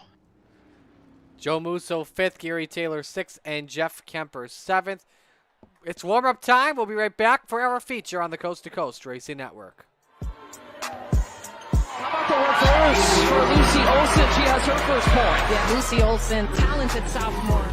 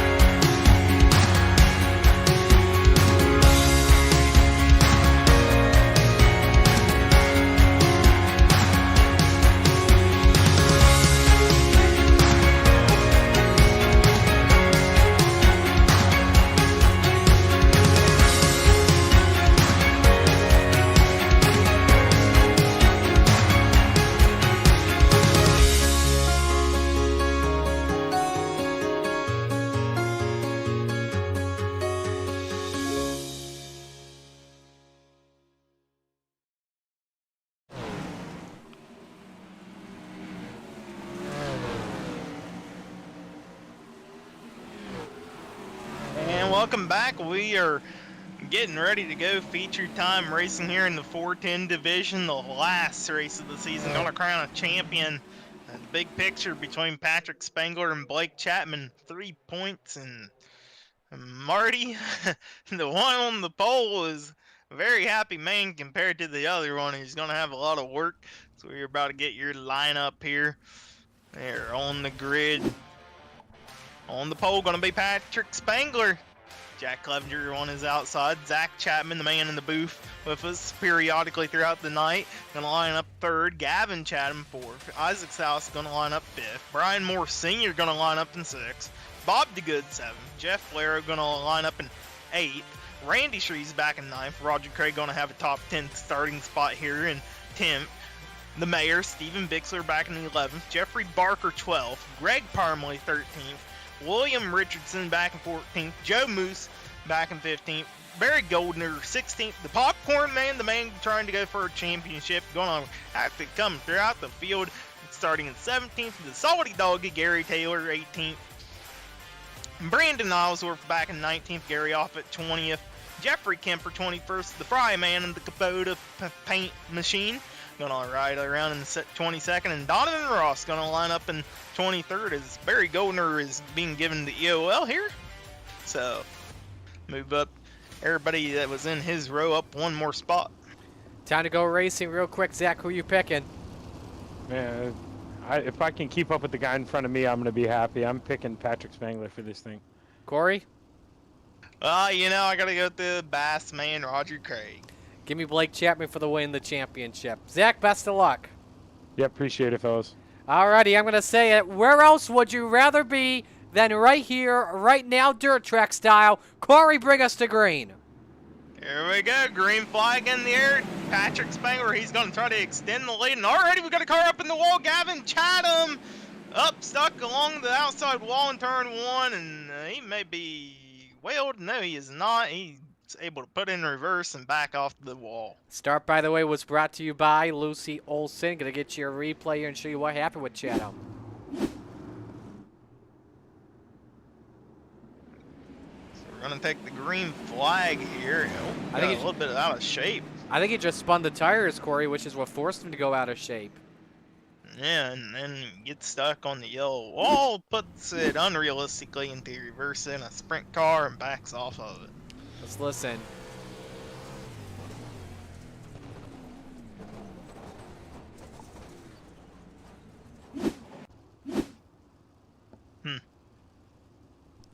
Tough break. Tough break. It's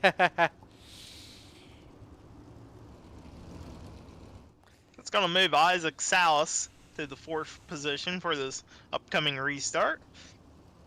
Spangler, he gets lane choice, so he looks like he's going to go with the outside lane. Again, folks, real quick, just a reminder, coming up next will be the Xfinity Series finale that will take place at Daytona. You won't want to miss it right here on the Coast to Coast Racing Network, as we're set to come back to green this time. Yes, we are 20 laps long distance. Blake Chapman, he's going to have to come up through the field. He's got a lot of time to go.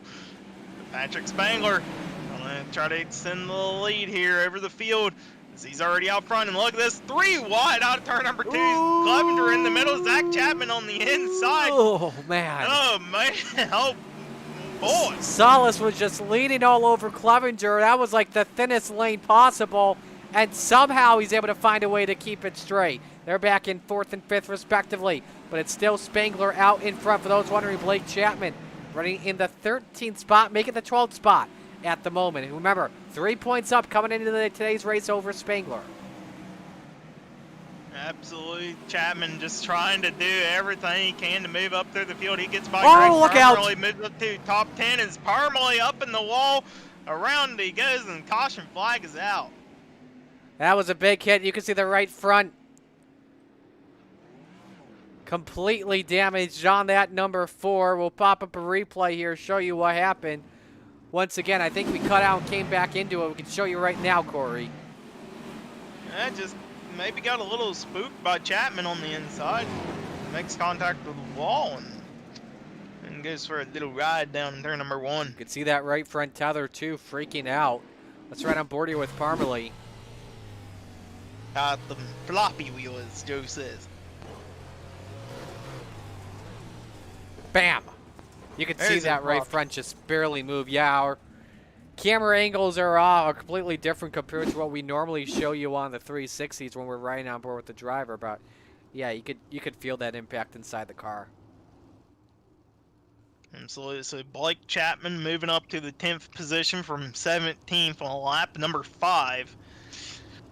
He's got a long ways to go, and it is only a 1 position difference before any incident point penalties or bonus points are issued out. So he's got a ways to go still. So we're about to go back green. The lights are off of the Steve King Foundation pace truck. Is Spangler gonna try to lead him off? Here we go on the loud pedal. I think Zach Chapman spun the tires coming back to green, but he tries to hang on to it on the bottom of the front 4 2x2. Spangler pulls out in front of the 72. Salas on the top shelf where Mama hides the cookies. Looks for second. Won't get it. Cautions out. Oh my, we got everybody at the back half of the field. Wow! That is a huge one. Look at that. That's a junkyard. And I think we have Craig Taylor, pretty much most of the Salty Dog team involved. It's going to be a quiet night in the senior home. It may have started with Joe Moves. I think it did. Let's show you. Remember, that's Chapman who was outside Blake Chapman. Made contact with Blake's left rear and sent him around. And then everybody, yes, everybody come to the meeting here tonight. We're having a meeting down in turn number 3. That's actually a Waffle House, in the words of Rick Eshelman, because they are scattered, smothered, and covered. This is from Steve Bixler. On board with the mayor. Yeet. He definitely did get yeeted there. Oh, and the wing popped back on, the magnetized wing. I don't like that the wing comes back on at times. The damage, like, comes down. I wish that it could just peel. You know what I mean? No, I'm telling you, On the new voodoo damage magic all season long. Yeah. So now the big question I'm wondering is with Blake Chapman. There was some contact. Did Blake get 2x from that? Because if he did, that would be a loss of 7 points there. You would lose 5 for the bonus points, and obviously 2 for the 2x. Yeah, I'd almost have to say he's got to have at least a 2x by now with that contact. So, gonna be tough to beat out Spangler for the championship here, especially where Spangler's running that in the lead. Oh, Salas and Chapman touch! The Trace gets caught up. Here we go. Chapman's in it. Come on. Oh, boy. Wow. Chapman was able to dodge it, but that's more 2x for him. Oh, boy. It's going to be a quiet night in the broadcast booth 2 weeks on Monday.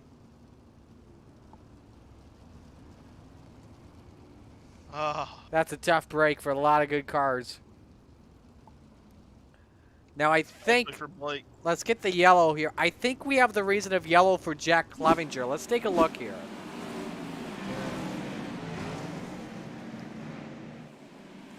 There's the contact between Salas and Chapman, just a big stack up. And yeah, you saw the 20 did get involved, but the biggest impact belongs to the 56 of Randy Shreves. We're going to ride on board with him.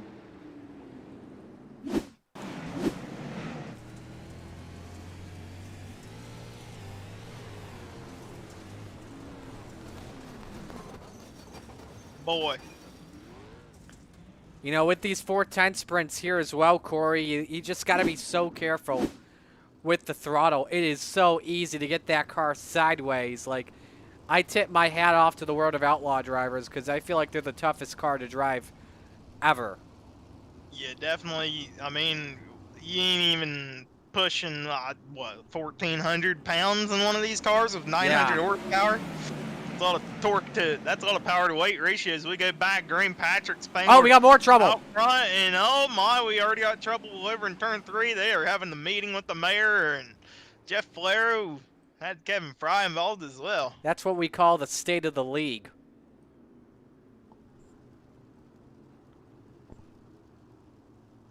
Let's see what we have for you here with Jeff Flarrell and Kevin Fry, first drivers I have popped up. Now, Flarrell doesn't have a front wing here, and he may not have any steering. And that's the case. Gets into Jeff Barker. There's Fry, Clevenger, and Fry gets T-boned by the mayor. Some chaos going on here, and I mean, even still, Blake Chapman up to 5th. He's just gonna need a little bit more luck to go his side with Spangler having some trouble, but as many cautions as we've been having here, I'm not sure if Spangler is gonna have any trouble. Well, right now it's been an easy night for Spangler, but just makes you think if these cautions are just like, you know, if he's thinking inside the race car, come on, let's just get back racing. You know what I mean? Yeah, I mean, he definitely wants to get racing here and try to pull away from Zach Chapman to try to win this thing and cap it off with a solid finish in both points and the race. But, I mean, yeah, it's just so hard to get your momentum built up as we see Brian go all the way to the wall. Oh! There was some contact, too, with Devo. I don't know if Morris Sr. got spooked by something or not, but Spangler goes up the track. I think that helped him out. Hang on to the lead as Salas moves to P2. Yeah, Isaac Salas right now in second place, but look at this. Here comes Blake Chapman on the outside of Zach Chapman up to the 3rd position, and caution flags out. We got a car going 360 mode towards the back of the field. And that pass will not count, by the way. He'll go down to, I believe, the 4th spot was his last completed green flag lap. Yellow for Jeff Kemper. Let's see what happened.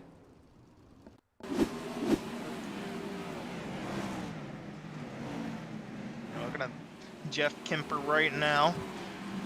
And maybe he had a little bit of help from the car. Oh! Gary Offa came in there at the last second. The guy I'm going to put my eyes on here is Roger Craig. Wait till you see him dodge this bullet.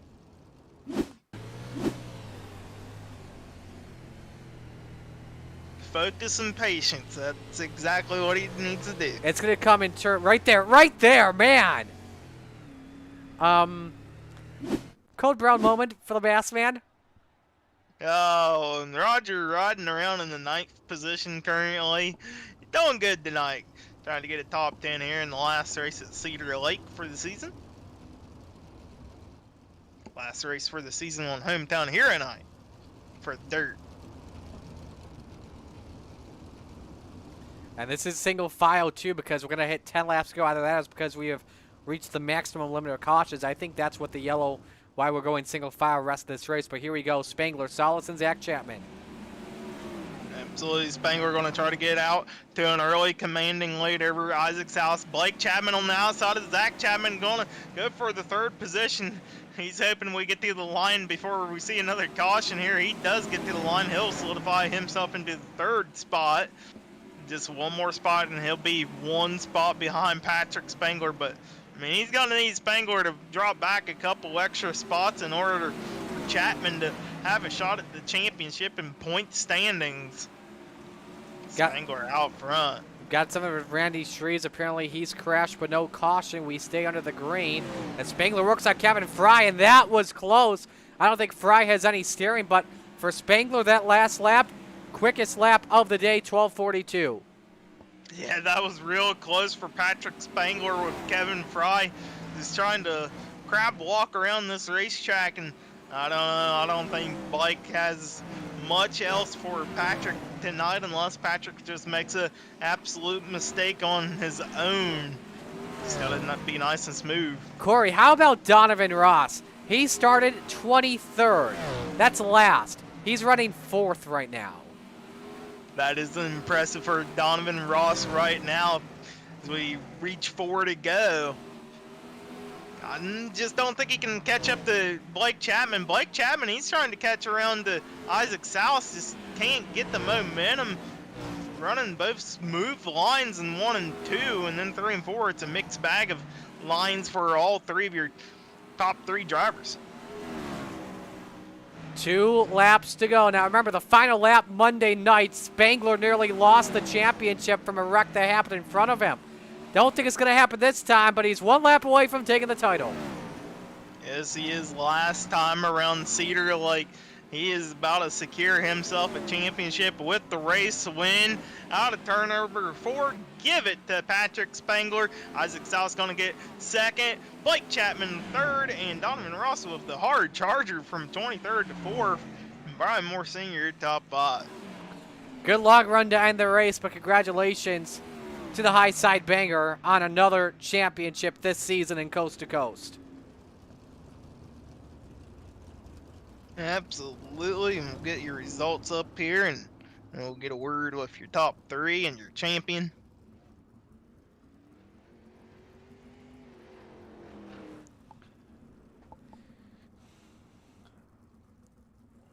So a nice race there by the front of the field. And as they pose for a photo, Blake Chapman where he deserves to be on top, winning by 1.1 seconds as you see the top 10. And we'll pull up 11 through 23 here as this goes through. There's 11 through 20 right now. 12 drivers finishing on the lead lap. Kevin Fry crab walking to come home in 16th. In case you're wondering why there was a slow orange 21 on the track, Fry was just trying to make sure he saw the checkered flag. And so that's how the full field of 23 looked. We're going to begin with Blake Chapman. Corey, you're first with it. Hey, Blake, you got a copy on me? Yeah, I got you. Well, man, maybe some bad luck here in the 410s. Not going to be a champion, but still a strong season, a strong race here in the final race for hometown hero 410. Talk us through it. Yeah, definitely not the race I was hoping for. Had a pretty bad draw and an unfortunate incident in the heat race, and then just really difficult working my way up through the field. I think some guys need to be a little bit more considerate with their throttle input, that's for sure. It was pretty crazy out there tonight, but by the time I got up to third, I think there was a little too much damage to the car. I think third was definitely the best I was getting tonight.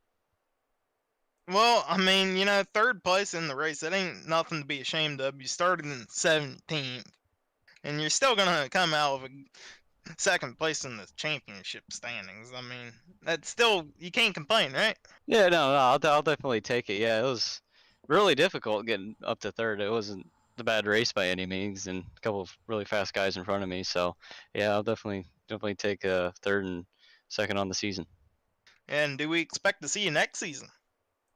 Yeah, you'll be seeing me next season in probably quite a few divisions, hopefully. Alrighty, well, before we send you off, Blake, you got anybody to like thank? Yep, I got to thank the family for watching and supporting, all the guys at the Kreitz Sim Racing Team and the Can-Am Racing Team.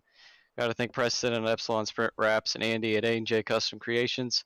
And I got to thank Galen's Gourmet Popcorn. I'm sure they'll have some new holiday flavors coming out soon for Christmas. So go over there and check that out on their website. Don't forget to use code CART at checkout for 15% off. Yum. And yeah, and thanks to all you guys for putting this broadcast on. There you have it, folks. Your third place driver, Blake Chapman. So Blake with a third place finish here this evening. Let's bring in Isaac Salas, the Salsa Man. Isaac, nice run for you near the front after all that you've been going through in the first 2 races. This is a nice rebound for you this evening. Yeah, brother. I don't even know how many 410 starts I even have. It's probably count them on one hand, to be honest with you. So I'll take it. So walk us through it as a whole. Follow Patrick. No. It was a fun race, man. It's obviously gonna be top 1 and 2 slider line, 3 and 4 for the most part once you get to racing. But that bottom, I know that Zach and I were kind of battling it for a couple restarts there. If you could wrap the bottom of 1 and 2 on the initials, like on an initial start or a restart, it was crazy launch. But other than that, just try to keep my nose clean. Yeah, I think I scared Patrick and made him start taking the bottom there because that one we got the bottom to hook up on the restart and it scared Patrick and he started going to the bottom. Because I looked and I was like, oh, okay, Zach's going to the lead, and then Patrick got saved by a caution. Yeah, but anyway, who do you want to give shout outs to on this run? Yeah, big shout out to Venom Racing. It's always fun to get to see any of those guys during the night. Dean Super Dirt Car Series, Magnum Race Designs, Got Your Six Racing Network, RSN Trackside, Mission 22. Everybody here in Coast to Coast, my Gramps, Top Notch Trucking. Thank you guys for the broadcast. It's good to see 3 of you in the booth tonight. And then, yeah, just thanks to my friends and my family. Alrighty. Well, we'll let you go. Great job. Will we see you in Xfinity a few minutes Yep, or no? I'll be there. Awesome. Sounds good. Alrighty. Best of luck there. All right, I'll see you fellas. All right, that's Slide Job Isaac Salas with a P2 run for him. And now we go to Victory Lane. Your winner and champion, Patrick Spangler. Corey? Hey, Patrick, you get a copy on me? Yep, gotcha. Well, Patrick, what a way to finish out this season with the championship and the race win in the 410 division. Just talk us through your whole season and this race. Yeah, it's, especially at Kern County and here, it came down a lot to those pill draws, and I sure got the lucky pill draw today. I drew the 1, Blake drew the 7, but with all those cautions, I knew he'd be coming to the field, and I saw him come in 3rd. And I was just doing the points, and if he would have finished with a 0x, it would have been a 1-point difference. But then would have run by Donovan Ross, too, to go 23rd to 4th to take away the hard charger bonus points. Otherwise, he would have beat me. So it was a pretty fun race. I didn't know how many incident points he had, so I thought he may have had a shot at. So that was a fun one tonight. Absolutely good one. And, you know, we've seen a lot of cautions here. How does that affect your mindset throughout the race? It can throw off your rhythm for sure, especially a slick track with all this power. Like I think I did it in the 305 to 360s earlier. I just misjudged turn 1 and just slammed into the wall. So just trying to keep your rhythm going and not get flustered. That's all. Well, Patrick, you're the big man on top. Before we send you off, you got anybody to thank? Yeah, just seeing the guys in the booth. Sorry Joe couldn't be here. Hopefully his family's doing good.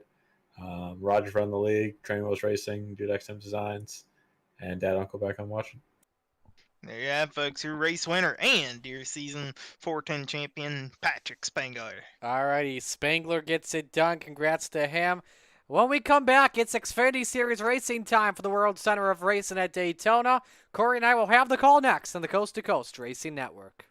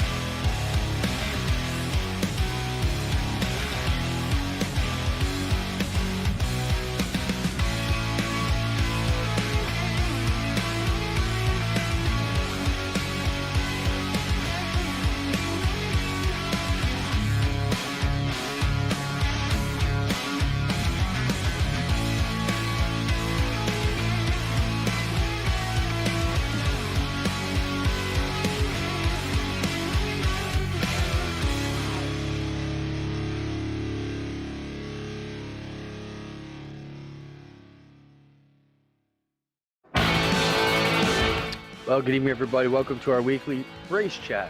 Adam Ross and Clinton Jeffrey are live and interactive every Tuesday night. Rivals Race Chat is your home for race discussion, debate, news, interviews, and more. They'll even take your questions and comments live on the air and talk to some of the newsmakers each week. Tune in every Tuesday night at 8 p.m. on GeForce TV.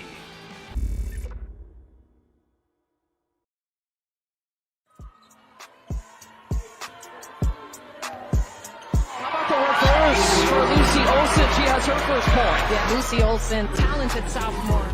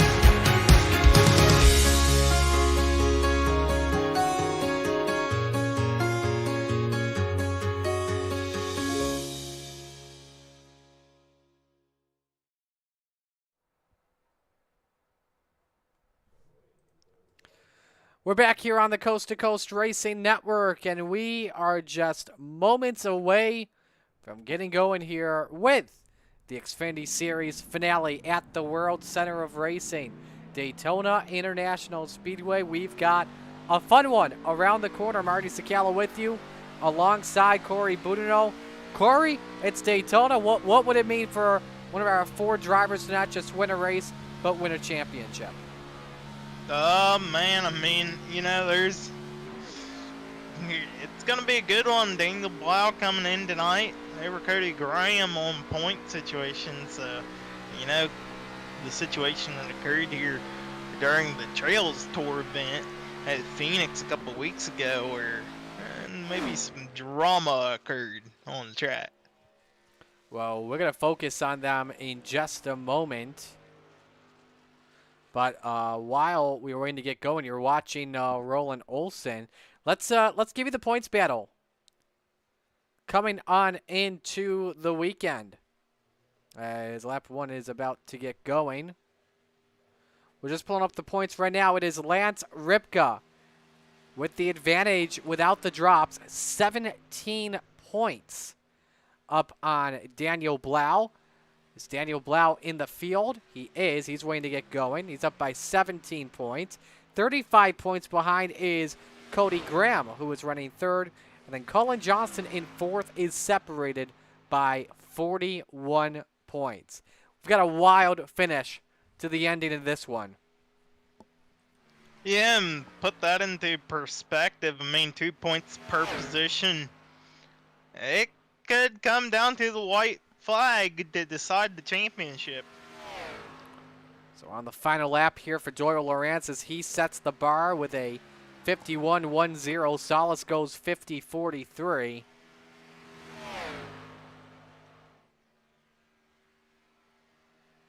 Joe Moose to the top of the board right now on lap number 1. It was a nice qualifying. Nice lap at a 50.36 as everyone starts to get going on lap number 2. As you see the times just start to settle in.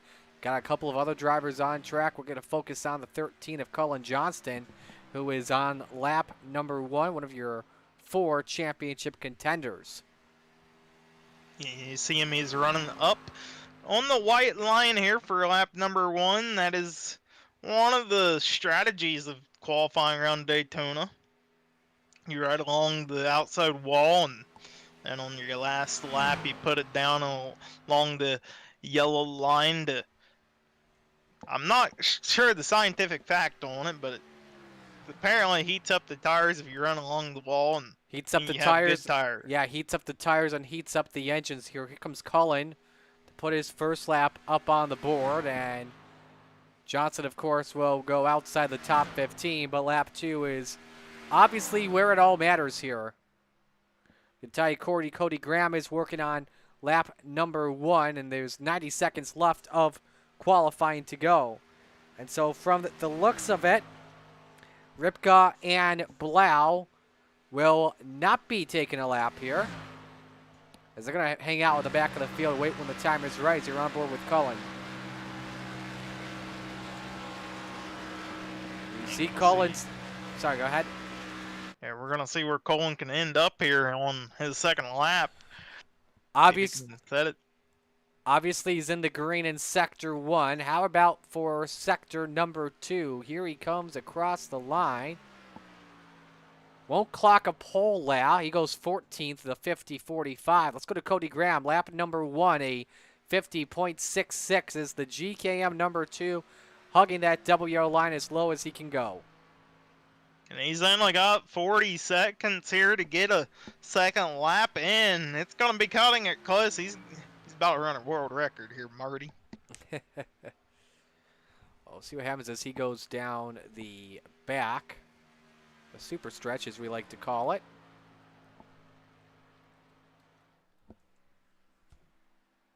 About to be impressive. 15 seconds till the clock runs out, and then a little bit of wheel away for anybody left, so it's going to be close. He cuts to the apron in the tri-oval. 15. Wow.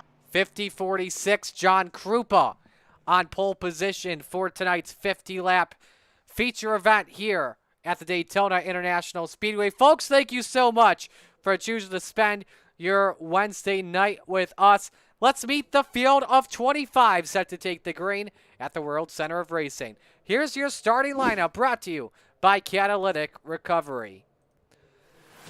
On the front row, the Laker, John Krupa, in car number 5. And next to him, it's the number 181 of Jeff Kemper. Row number 2, it's Slide Job, Isaac Salas, who's in car number 5. Next to him, it's the Moose, Joe Musso, in car number 63. Row number 3, the inside, Doyle Lawrence in the number 3. And next to him, it's the Moose, Jake Musso, in car number 61. Row number 4, Preston Cranmer, the Ayla Outlaw, who is in car number 07. And the 003 of Hollywood, Roland Olsen. Rounding out the top 10 this evening, the 85 of Jake Butcher and the 75 of the Mayor, Steve Bixler. Row number 6, JR John Rayner, who is in car number 302. Next to him, it's Tim Chapman, who is in the number 37. Row number 7, you have Barry Goldner in the 36. Next to him, it's Cullen Johnston in car number 13. And in row number 8 is where you'll find Cody Graham with the number 2. And Andrew Coopersmith in the 45. Row number 9, the rest of the field looks like this. Row 9, Randy Shreves in car number 56. And the Bassman, Roger Craig, in the 747. Row number 10, that is where you'll find Lance Ripka, the Ripper, in the 125. And Shaggy Zach Chapman in the 72. Row number 11, Daniel Blau in the 17 and Jack Clevenger in the 78. Row 12, Greg Parmalee in the 4, Devo Donovan Ross in the 02. And rounding out the field is Gary Offutt in the number 94.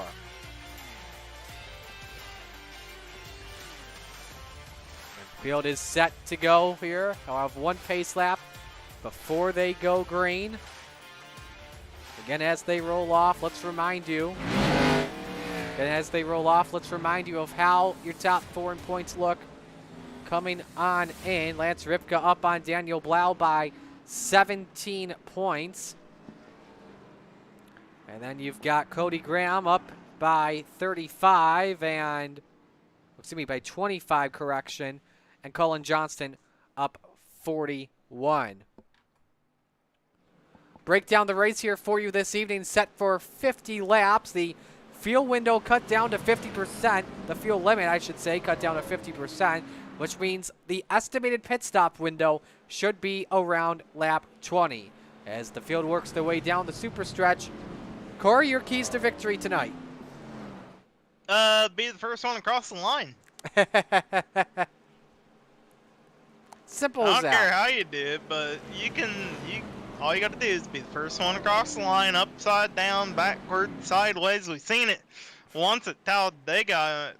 I'm not sure if it was this season or if it was last season. Everybody at the finish, they all kind of wrecked, and the winner was sideways. Well, whatever happens here, Corey, let's hope nobody's not like me at Charlotte last week. Am I right? Come on, Marty. I knew you should have pitted later. I was gonna be out of fuel that next lap. So, but anyway, field makes their way off at turn number 4. We're gonna let lap 1 go silent in honor of Joe White and his family. We hope that Joe's wife is doing okay. But the field makes their way off of turn number 4. We come to green and say, where else would you rather be than right here, right now? Championship night at the World Center of Racing. Showtime at Daytona.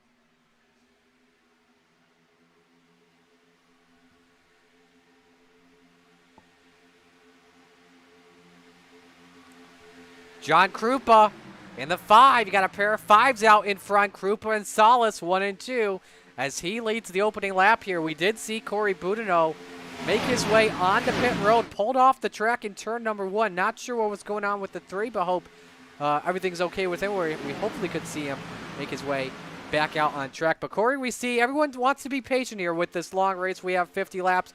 Everyone trying to stay on the low side with the exception of a couple drivers.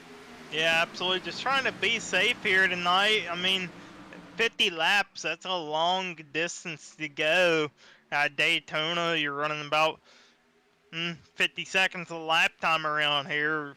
Give or Whoa! take We got one less. sideways. That's Olsen. Oh, no. Through the grass he goes. Is he able to merge on the track? Which he does. No harm, no foul. We stay green. Taking the Joker lap on lap number 3. Daytona does have a rallycross track, just the wrong Joker lane. We'll say that at least. But that puts Olsen all the way back to 24 and is still in the draft with the front of the field, but may even start to lose as here comes Kemper around the outside with a push from Joe Musso for the race lead. Corey, the high side here at Daytona, when you're on the straights, that's the perfect place to be in the Xfinity Series rides. Yes, it is. The outside definitely has a little bit of an advantage on the straightaways. Yeah, so it depends on how many pushers and how good your pushers are. as well. I mean, everything factors in one way or another. Everything has a little bit of a percentage that it helps out at. I've even heard that Toyotas have a little bit of a better advantage of being out front of a field than the Fords or the Chevys. You do see that Toyota of Krupa commanding the troops at bay in a pack of about 16 drivers. Roger Craig at the caboose of the pack, 0.8 of a second behind the race leader. Also have some drivers that have decided to play it patient for now behind this pack. Lance Ripka and Daniel Blau, a smart strategy because obviously they're in the hunt for the championship at the moment, but guys like Cody Graham, he wants to make his way up towards the front, and especially Colin Johnston. Remember, as we mentioned, 41 points behind the leader coming on into the day. And you see those two drivers there on the high side of this field. It's kind of stuck where they are, though. You ain't going to make up too many positions riding right where you are. It's all a waiting game. You got to be patient. Like I said on Roger's car in the 410, focus and patience. Something, too, that we should keep in mind as well, Corey, the bonus points. Obviously, a lot more bonus points up for grabs on asphalt than there are on dirt. Obviously, John Krupa got the pole position, so that's 5 bonus points for him. But if you lead a lap, that's 2 points. Leading the most laps gets you 5 points. So there's the reason why, if you're a guy like Cody Graham or Colin Johnson, you want to make your way up towards the front as soon as possible. Yeah, and I mean, one of the key points here is that their teammate is the one out front of John Krupa, so he's taking away all their bonus points. It's interesting, though, too, seeing the Moose Clan separated and also seeing Krupa all separated by this, but I think the situation is that the drivers are just trying to get a good feel for their race car early, see how it does in the draft. Yeah, and I mean, you know, we got a pit stop that's going to come earlier than what we usually see around, say 20 laps or so? Yeah, around lap 20 is where we expect, if not lap 19, probably the earliest. So let's see what happens. You saw Salas try and take a peek upstairs. Try and see if you can get a run, but going in the corner, you don't want to be on the high side. You'll lose a lot of speed. You see the outside line, they've kind of separated themselves a little bit. You only got 3 cars at the front on the top side. That's Kemper, Joe Moose, and Steven Bixler. And Bixler is a little bit off the back bumper of the Moose man. Colin was on the apron, and he's going to drop all the way to the back, fall behind Zachary Chapman. He may be in danger of losing the draft here. I bet you Colin did not trust what was happening at the front of that pack. Oh, he's way back. Going to see if we had something happen to the driver, the number 13. We'll pull up a replay and see if we have something. Oh, my God, we got a wreck. Krupa's involved. This is the front of the field. First yellow flag is out. Remember, Krupa was leading. A bump draft may have gone wrong, but I think Kemper also was involved as we've got a junkyard in turn 2 early.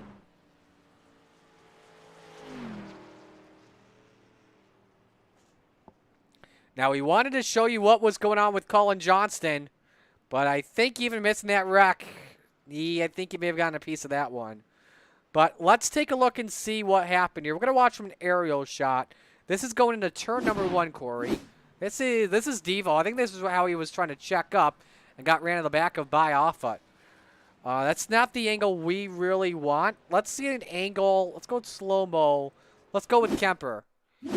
And he was already wrecked. We're going to rewind the footage here. We don't like to rewind things. We like to keep it nice and professional. Here's a look at what happened. I think Kemper just tried to side draft Corey, and it just was a little bit wrong. Yeah, a little bit of side drafting with Isaac Salas gone wrong. Actually, Salas came up into Kemper and got into Krupa and head on, slamming the safer barrier. And the biggest hit comes from Kemper. Look at all 4 wheels coming off the ground. Look at all these. Go ahead. Yeah, missing body panels and floppy wheels. Joe would be ecstatic right about now. But did you see all the drivers that were on the bottom side? They were all on the apron trying to miss it. They were all playing Tokyo Drift out there. They were indeed, and Roger Craig, he got through it all. Actually, let's go on board with Roger. I love his little wreck avoidance. This is a real-time shot. Just gives you a good idea of how vicious that impact was. And we're going to ride along with the Bassman. Let's do it. On board with Roger Craig.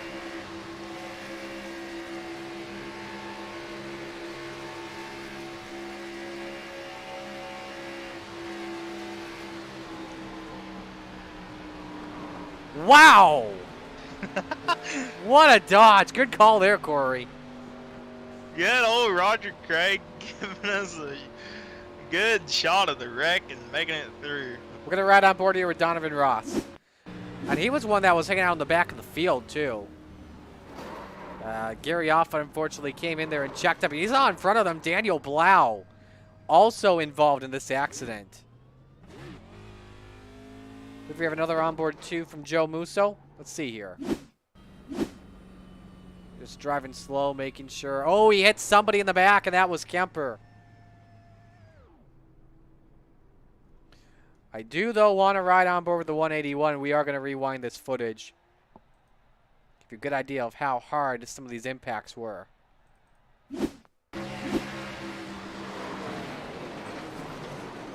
Apologies, that was off of Joe Musso.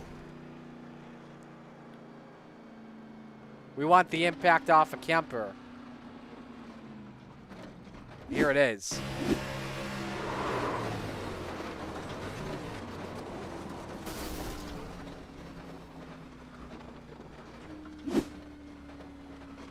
Floppy wheel everywhere.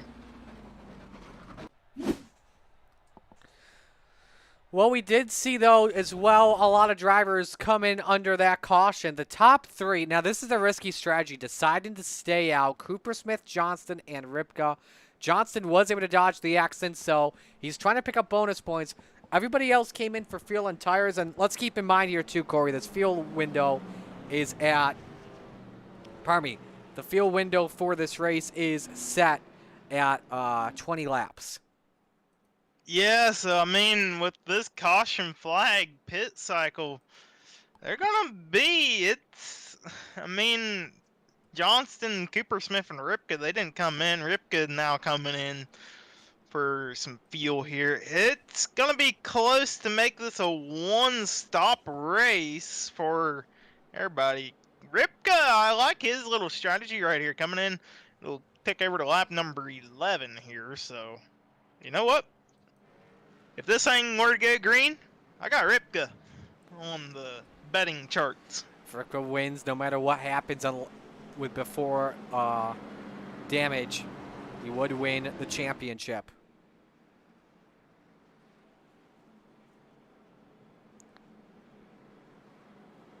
So gonna be interesting here with the various calls here, especially with Cooper Smith and Johnston both staying out, electing to not take fuel or tires under this caution flag. So let's reset the field here as we come back to the green flag. It's Andrew Cooper Smith and Colin Johnston. That's row number 1. Jake Musso and Isaac Salas on row number 2. The front row stayed out. Keep that in mind. Preston Cranmer and John Rayner make up row number 3. You have Zach Chapman and Tim Chapman row number 4. And Roger Craig rounding out the inside of row 5 next to Cody Graham in the 2. So that's how the top 10 looks, as we're moments away from coming back to the green.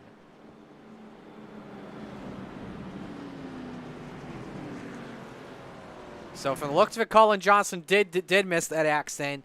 And now we think about that strategy to go to the back of the field. That worked out perfectly for him. Yeah, absolutely worked out pretty good. I mean, but with this extra strategy of staying out here, I'm not sure how that's going to play. He's going to need a caution to come out before he has to come down pit road and around 9 or so laps. Him and Cooper Smith, the only thing that he's got going here is he's going to have a partner to dance with. But here we go, green flag to Lucy Olsen, green flag back out in the air. You know, another big winner in all of this, too, is Cooper Smith. Actually, we'll go to the big winner in just a moment. Cooper Smith with a big launch. It's got a big gap, but that's going to be a bit. That's probably too far of a gap right now, because wait till you see this draft that Musso goes with, and he's got a teammate. I don't know if you can say a teammate, but him and Preston Kramer, they got a big toe off the 45 going for this race lead. Yeah, Kramer going to stay on the bottom side right behind the 45 of Cooper Smith. The Moose Man up on the high side, trying to get the push from Johnson. Salas has moved in behind Johnson as well. So you got 3-4 cars. Roger Craig up there. Roger Craig running pretty good right now in the top 8. How about the biggest winner in this situation, as the new leader at the line is Jake Musso? The biggest winner here with that caution flag, in my books, is Hollywood Olson. Remember, he had that drift going through the tri-oval. Oh, no! Oh, the Bass Man got hooked and lined, and around he goes. Hollywood, you can blame me for that. I just jinxed him. Second yellow flag is out. Ignore the first caution. We had to change something on our live time, and this is our second yellow of the day at the World Center of Racing. And I think you all know what happened there. The Bass Man in the pits. And with heavy front end damage to that Salty Dog 747. And here's another look in real time. You see they just simply hooked, and the O2's hood went flying as well in that accident. You see the 70 to Clevenger sliding through.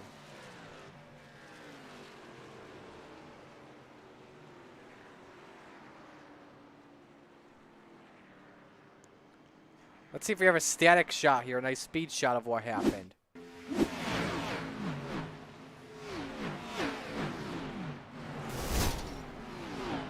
Oh, poor Roger. Get you on board with him.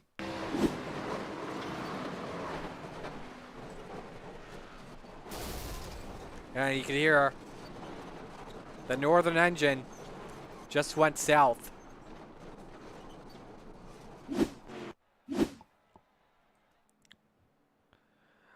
Well, you know, another beneficiary from this caution are the drivers that have yet to pit. I think it was, what was it, Cooper Smith and Jake Musso that had yet to pit. And they're going to be able to come in here and get some fuel and tires. It was Cooper Smith and Johnson that never came in pit Oh, yes, road you're under right. I first apologize. yellow. So they're going to come in here, and got to be careful not to pass for the cone there, old Kramer. I think everybody's going to come in and top off in here on fuel. A lot of them are. Oh, about had contact there between Kramer and Johnson down pit road, and Johnson passes pit box, has to put in reverse. Not what you want to be doing while you're going for a championship. Making small, minute mistakes like that. So we also have Cody Graham up here in the 5th position, who stayed out. We had the top 9 drivers stay out under pit stops. And there you see the number 2 of Graham, who is currently in the 5th position. And so we are moments away from coming back to the green flag. You know, while we were waiting here, Corey, let's dial in on a couple drivers. Let's talk with the man in 2nd place. Let's talk with JR. You know, and plus, John Rayner never gets a lot of TV time. Let's give him some love, shall we? Let's get him in here. JR, it's Marty up in the booth. You got a copy? Copy. Alrighty, man. Up in 2nd spot right now with the staying out. How's your car feeling at the moment? It's feeling great. I'll tell you, really good. Tires, check the tire wear. They're in excellent condition, and yeah, everything feels really good, Marty. What's the plan here throughout these next 35 laps? Is it just hang on for right now, or are you gonna be fade to the back? What's the plan here? I'm going to just try to stay in behind I'm going to stay up in front here with beside Jacob, when the race starts, and hopefully I get a few guys behind me to give me a push. And if I can get by Jacob, I'll give it a try. But I want to be as safe as I can out here. I don't want to screw up the race, and I'm trying to make the 50 laps in and make it to the top 10. Alrighty, sounds good. Well, wishing you the best of luck. Have fun out there, all right? I will. Thank you. That is one of the Salty Dogs and John Rayner currently in P2 as things stand.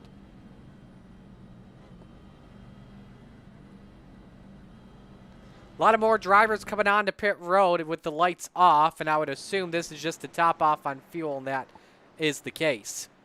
Yeah, definitely going to top off on the fuel here. I mean, it's going to be a one-stop race from here on out if you came down pit road. And even still, the ones that came back on lap number 9, it should still only be a one-stop race if we were to go green to checkered from here on out. But the moose, as Joe would say. How about the sunset at Daytona as we are awaiting the restart? See if we can get a nice shot here of the World Center of Racing. That's off of Jumbotron. But if we could see it off of turn number 2, look at this sunset here at Daytona. That is beautiful here tonight. It would have been even more cooler if the airplane was taking off for landing. There's an airport. We've seen that here in the past. By the way, I am sharing my screen with you right now. I don't know what happened, so you're able to see it once again. We changed channels earlier. Oh yeah, that explains things. Yeah, that's right. I had to go get the points, and you had to go make a pit stop. We'll just say that. Leave it at that. It says it's paused. Oh, I think I know why. There we go. There we go. There we go. I got the replays now on my end, boys. Perfect. All right. Coming back to green here, lap number 17 of 50. Jake Musso brings us back down. Here we go. The Moose Man going to try to get out there in early lead. John Rayner pulls down to the inside line off the green flag. And look at this. The Moose started on the bottom. Rayner came back down to the bottom. And Moose went back up. Now Rayner going to go to the race lead here with Roland Olson right behind, giving him the drafting effect as much as he can. Moose with Cody Graham behind him. And front four, they've kind of separated a little bit. This might be a danger zone when the rest of the field is able to catch up. Bet you the teammates are going to work together now. Will Musso then give Cody Graham the opportunity to go for the lead, put some bonus points up here? We'll have to see what happens as the pack starts to merge together. The pack starting to slowly merge back to shape here as we're going to see who clocks in at the race lead. It is going to be the Moose Man, Jacob Moose. Yeah, Jacob Musso, a couple weeks ago, his first ever Renegades win as a Raiders driver, too. Took that one at Kern County, the first ever Monday Night Madness race at the racetrack in California. As the high side has the speed. I like the smart moves that Musso and Graham are doing, Corey. Keeping it on the outside. Now he goes Graham underneath. That was short-lived as Cody Graham does go to the inside here. He's going to try to take over the race lead. Gonna let Jacob Moose drop back to the front bumper of the mayor, Steven Bixler. And look at this, your front three on the inside row, almost edging out ahead of the outside row entirely. Not quite sure the outside is... Oh, trouble further back. The 63's in it. Roger Craig, Jeff Kemper. Zach Chapman with a piece of it as we're under yellow. Cody Graham, the leader, so he does pick up the bonus points. But we do have our third caution out today at the World Center of Racing. Oh, not Craig. Musso was the first driver I saw get turned. And we're going to take a look at this from our aerial shot, if we have it. Let's take a look from our aerial cam on the Malcolm's replay. Coming off of turn 4. Barry tried to go 3 wide. Two separate incidents here. Barry gets Joe Musso, and then Kemper and Craig hook up.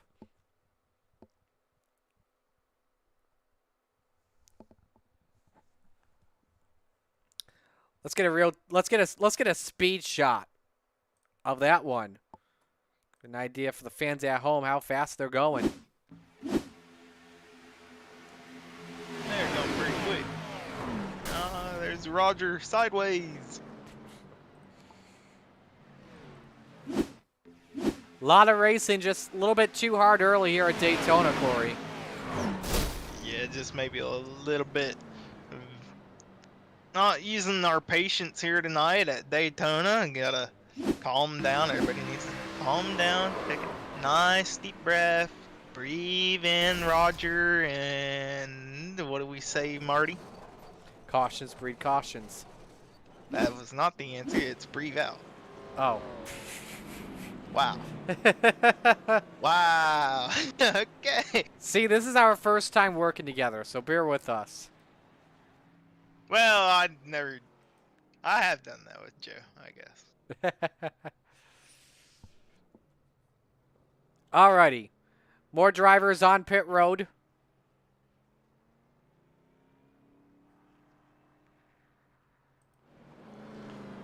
And so Cody Graham is the leader, picking up bonus points, and a bunch of drivers came in just so they can top off on fuel. And the window will officially open for the final pit stops. Yes, you can go with a maximum of lap number 40. I would expect it to open on lap 30, just so you could have enough fuel to go the distances. You see Tim Chapman get the free pass. He'll go around the pace car. Yeah, I mean, you got guys that have pitted back on lap 14, off it on back to Cooper Smith on 14. So those drivers, they're going to have to go to they can make it to the 30, but I expect them to go past the 30, maybe 33, 34. Drivers that pitted here on lap 19, I would say at least get to 35 before you come in. But save a little bit of extra fuel in case we get a green light checkered at the end of this race. Then you have the ones at the front on the lap 9, lap 8 sequence. They are pretty much forced into going to 30 here, and that will be if we go green. Well, while we were waiting, let's get one of our drivers in here. We're going to talk with Roland Olson in the 003, another salty dog, and bring him on in here. Let's see here. Here we go. Hollywood, Marty up here in the booth. Get a copy?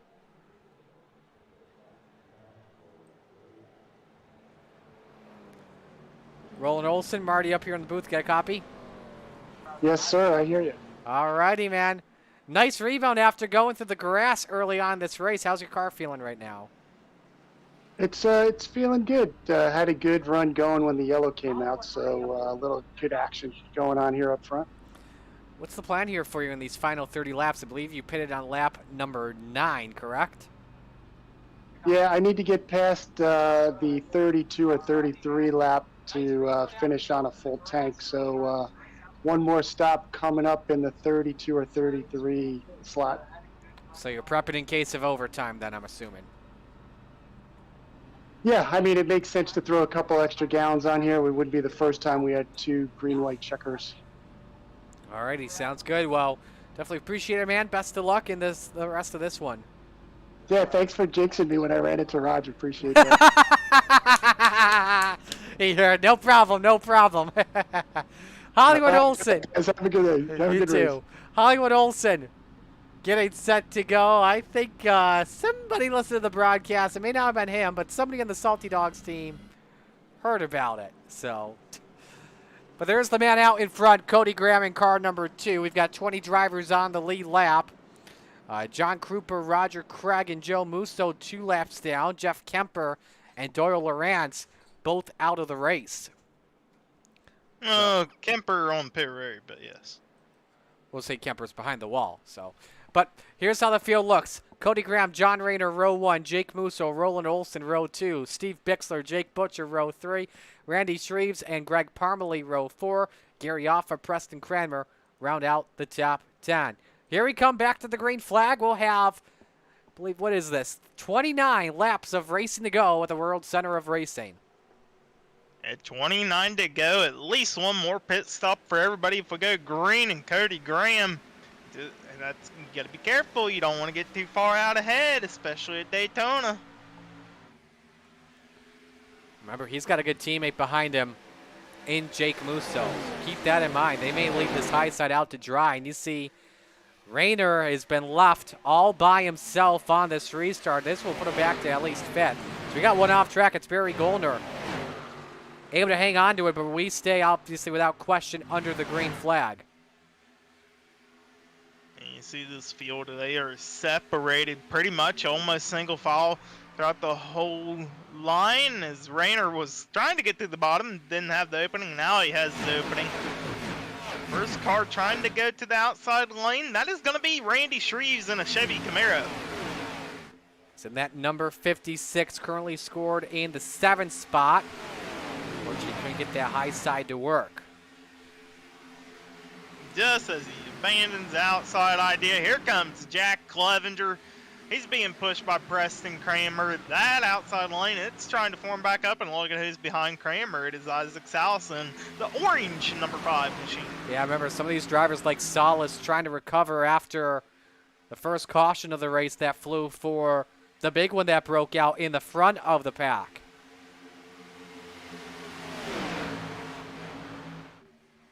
Steve Bixler. Go ahead. Yeah, so about 3 cars on the high side, everybody else on the bottom. It's kind of cruising. See Bixler, he's thinking about it. He thought about it. Yeah, nice run for the mayor currently early on in this one in 4th. Started from the 10th spot. Would be running up front here as we're nearly at the halfway point.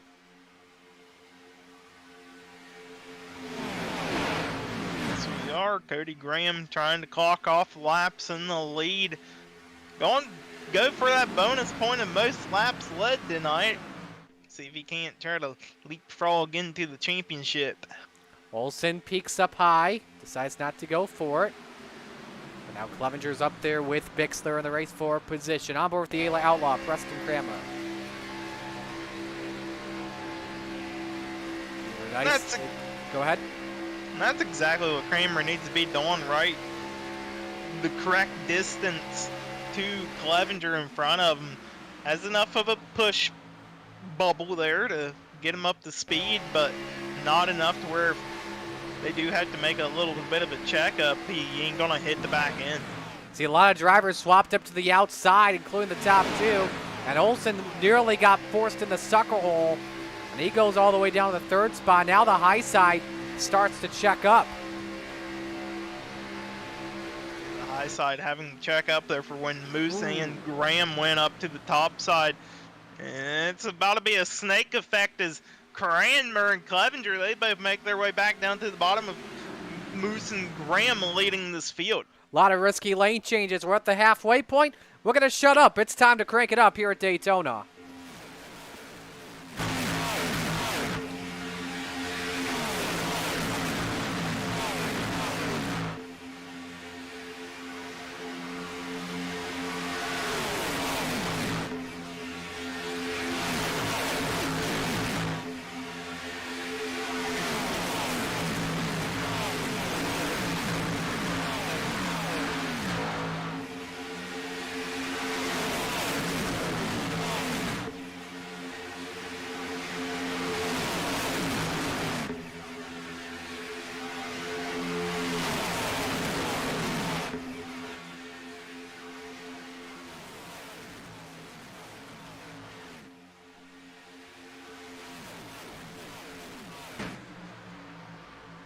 $18 drivers all under a blanket, double file racing, and Graham's got company from Jack Clevenger for the race lead here. Corey. Yeah, the outside lane formed up nice and tight currently right now. I'm not sure, but I'd say that top side might have the advantage because Roland does have a little bit of a damage on the right front fender. Kramer pushing Clevenger out ahead. Clevenger, he has the option if he wanted to drop down, and he takes the opportunity. He drops down to the inside, and oh boy. Now he's trying to block 2 lanes, and here comes Cody Graham for the race lead. So that Clevenger, wow. Clevenger not going to lead this lap of the line. It goes back to Cody Graham, and so But Clevenger able to reset, though, being the lead man up on the top shelf. Just interesting that he decided to drop down and then come back up. Almost put Kramer in a situation where they almost went 3 wide. And then somehow they all stayed straight and didn't even go 3 wide. Drivers were approaching Barry Goldner. He pulls off track to the leader's way. Oh, contact! Ross and Shreves, and somehow everybody hangs on to it. That is a 200-mile-per-hour slide, more like a 187-mile-per-hour slide on the straightaway of Daytona, and that is impressive that they did not wreck. But it does separate the front runners a little bit as South has moved down to the inside, leaving both Kramer and Clevenger up top, as well as Randy Shreves. Currently hanging on to that 6th spot. The field makes their way in turns 1 and 2. You know what we're closing in on here? We're closing in on potential pit stop cycles, especially for the drivers that came in back on lap 9 and 8. I'd say anywhere between 31 or beyond. Yeah, a couple laps away from the window opening. And I wouldn't go with 20 laps to go because you got to make sure you have enough for overtime in case. So I would say probably go with like 15, 16, maybe 17 laps to go. Yeah, if you can so make it that far, you got to leave yourself a little bit of a window opening for a green-white checkered if we do so get one. But these lap 9 and lap 8 pit stop drivers, I'm a little concerned with. They might be able to make it at least 31 here. Beyond that, it's a big question. I know we had a couple of cautions between then and now. Just look at how shaky this field is.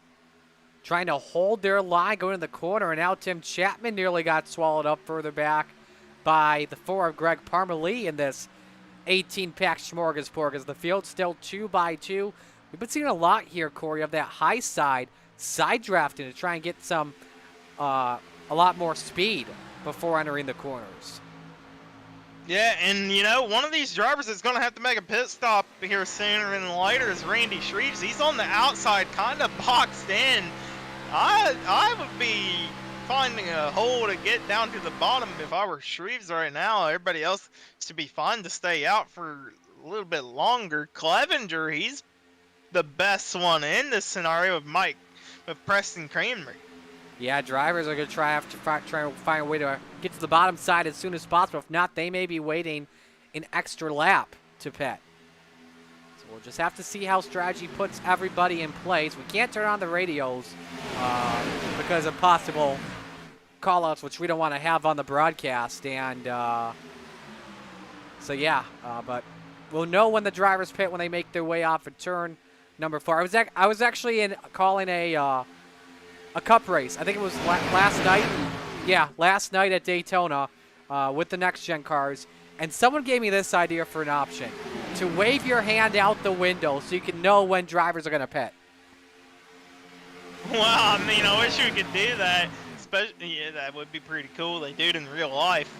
But we just don't have the capabilities here in the simulator quite yet. Exactly. You see this high side starting to disperse, which likely means we're going to see either drivers pit this lap or next lap. Let's see. Anybody come in?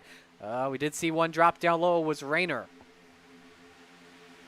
They ain't thinking about it quite yet. These lap 9 drivers, especially Cody Graham, being out front, burning the most fuel of this group. He's got to be close to the fuel point. And Shreves, he finds his hole. Oh, Shreves and Krupa on the wall. Caution waves and no green flag pit stops. Wow. Everybody will be able to pit and be good to go the distance. Krupa in his second accident of the day. That will likely put him out of the race.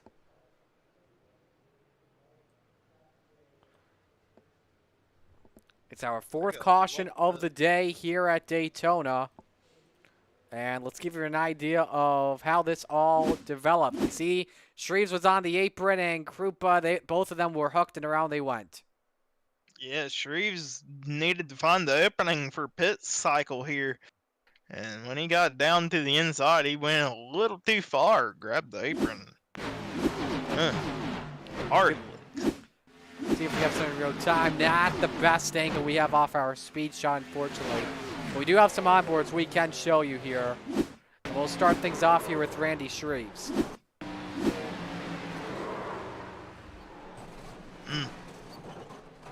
Oh my, the yellow car there, that was, I do believe, off it going by. Let's give you John Krupa. Man, nice miss as well from Isaac Salas in the orange 5.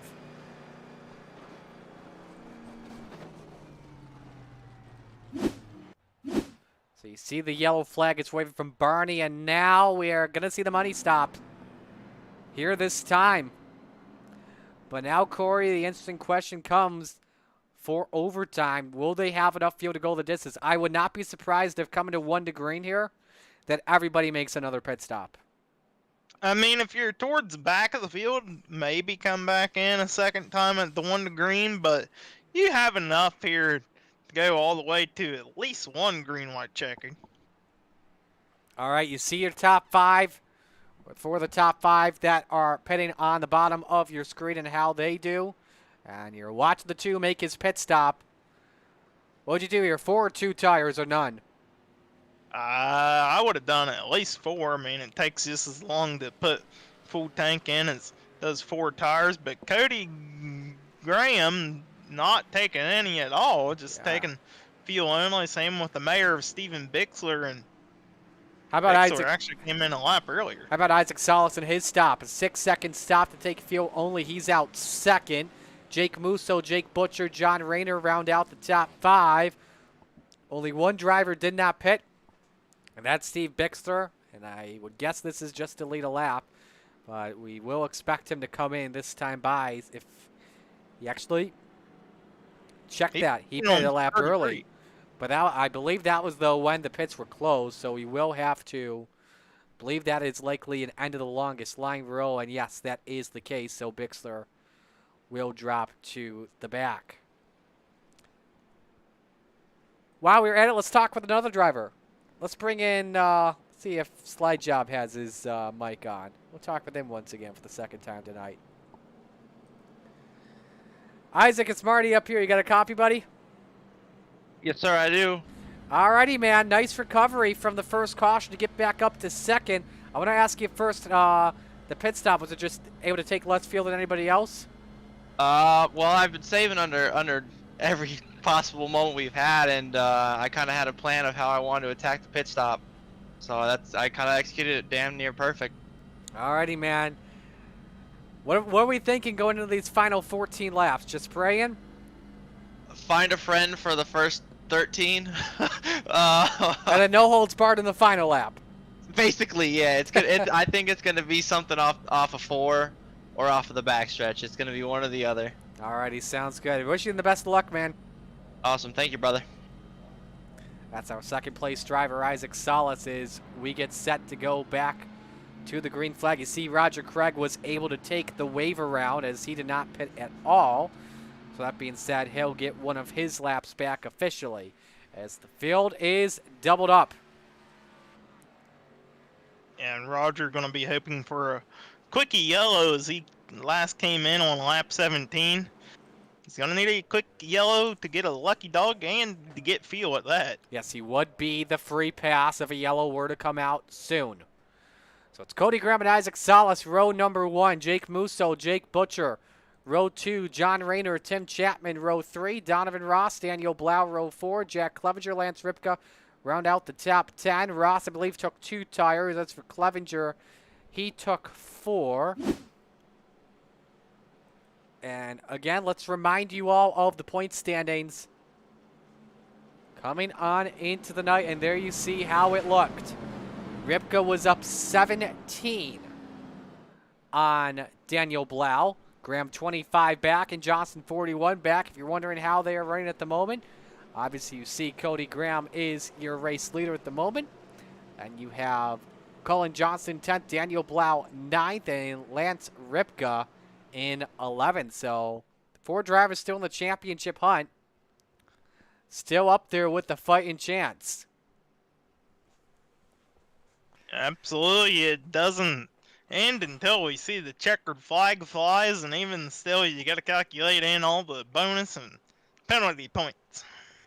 It's a race that's far from over. Hello to the Garys, both Spangler and Sigelcow, checking in here tonight. Apologies for missing your message a while ago. If you're still watching, thanks for tuning on in. Here we go to come back to the green flag. We have 14 laps of racing remaining at the World Center of Racing. Gonna be good here. 14 laps to decide it all.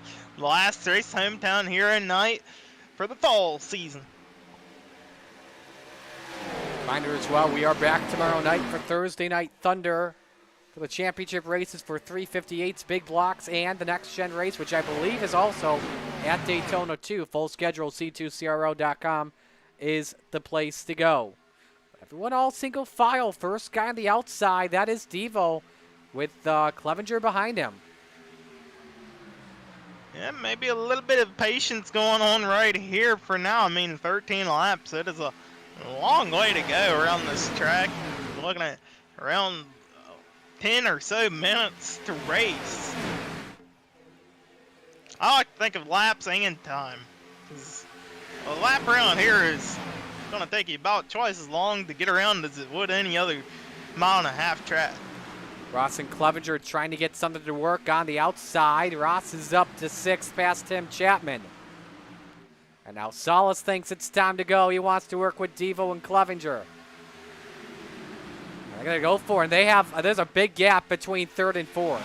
That's a very notable gap there, Corey. Yes, it is. And there's a small little gap between Moose and Rayner right now. That may play dividends. And oh my, Butcher trying to get up to the top side in front of Salas. Almost chopped the nose off somehow. They did not make any contact, and Butcher, he is catching up to the back end of Rayner right now. And oh my, look at that. And Tim was trying to side draft 2 off of Salas in the battle for 4th on the track. And look at who's coming into the picture here right behind Tim Chapman. You got the quack man. That is Daniel Blau, and behind him, that is Lance Ripka. 2 of the drivers racing for the championship. Again, Ripka with the points advantage, 17 points. Up on Daniel Blau. It will likely take for Blau a miracle on Ripka, but as we know here at Daytona, Corey, anything can happen. You see they're 3 wide for just a moment. They all get it settled down. Colin Johnson fading to the back. He does not like what he sees with 11 to go, and I think that's also a smart idea. But I mean, at the same time, though, you're trying to fight for bonus points. You're way back in the championship. That's the thing, though. He's likely in a must-win situation. Yeah, Johnson right now, he needs to win, and all of his other 3 competitors to just crash out and finish as far back as they possibly can at this point in time, which if they were to crash right now, the worst they would be in is around 23rd for the furthest on back. Big stack up high. Everybody keeps it going. Let's ride on board here with the 125 of Ripka as he tries to push the Oregon fan out to the front of the field. Quack car. Oh, and we got it. Oh, Olsen's involved and heavy impacts coming. Bixler on his side. Yellow flag is out. Oh my, and Johnson is still involved. Man, oh man. And there you see a heavy damage from one of your championship contenders, but man, Steve Bixler with probably the hardest hit of the night, without question. I think the first driver I saw get sideways was Hollywood, Roland Olsen. And you see, look closely on that right front, there is some damage. Damage from earlier on in this race. Let's take a look at the aerial shot, show you what happened. Got up into Zach Chapman, put him in the wall, and that's how Olsen went around. And then further back, it was a stack up, but then watch Bixler this impact. That's at the end of pit road. Gary Alford as well with a hellacious sledgehammer shot. And there you see Johnston coming on the rear end. Oh, boy, I hope Johnson has a quick fix left. I mean, he's at the back. He was already at the back anyways, but he's going to need to bring that car around for a quick fix. I'll show you in real time. There's the impact in the wall. And then this is going to give you the hardest angle right there. Oh! Just the way that angles out. Oh, my goodness. I felt that. If he has a direct drive wheel, I hope he took his hands off of it. I hope he did too. I really do hope he did too. You see it right there. Have you seen a car in like even NASCAR hit the end of pit road like that in the past? Like not since Steve Park. Like not since Steve Park. It hasn't been recent. I mean, you got to think of, was it Cody Ware last year at Texas? Cody did have a good hard hit. Yes. Here's the onboard. Right there. Let's go to Cooper Smith.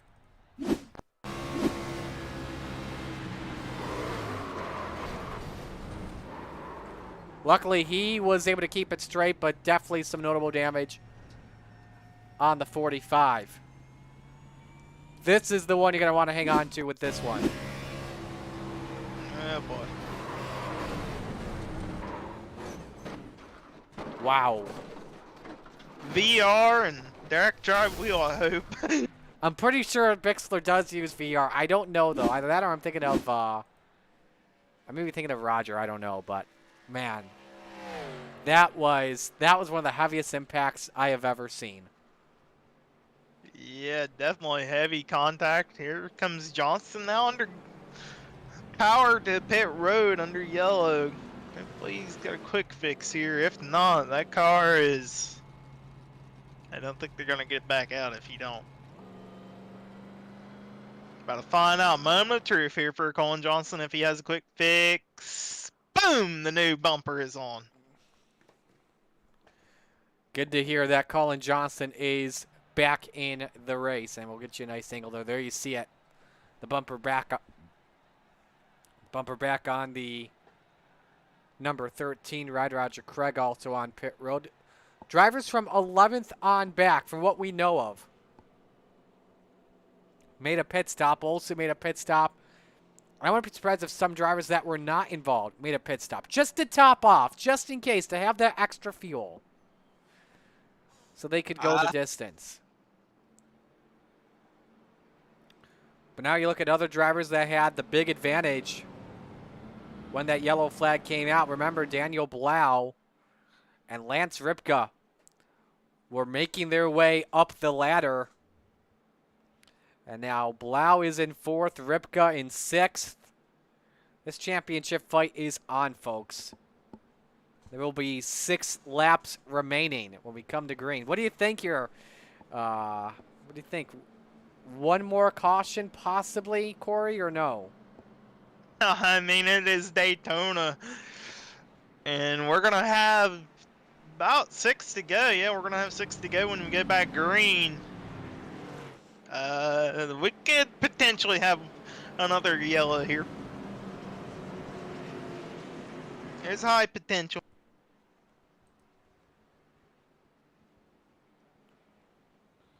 Well, let's see what happens. Our 5th caution of the day. Cody Graham and Jake Musso, teammates row 1. John Rayner, Daniel Blau, row 2. Row 3, Jake Butcher and Lance Ripka. Row 4, Tim Chapman, Isaac Salas. Row number 5, Donovan Ross and Greg Parmalee. Row number 6 is actually 11th, Roland Olson. 12th, Preston Cranmer. 13th, Zach Chapman. 14th, Andrew Cooper Smith. 15th, Colin Johnson. 16th, Roger Craig. All drivers on the lead lap. Hey, remember when Roger was, I think, what, 2 laps down or something? And he's now back in the hunt to try and win this race. And, you know, he may be in 16th right now, but he has just the same opportunity and chance as everybody else to pick up the race win here. Absolutely.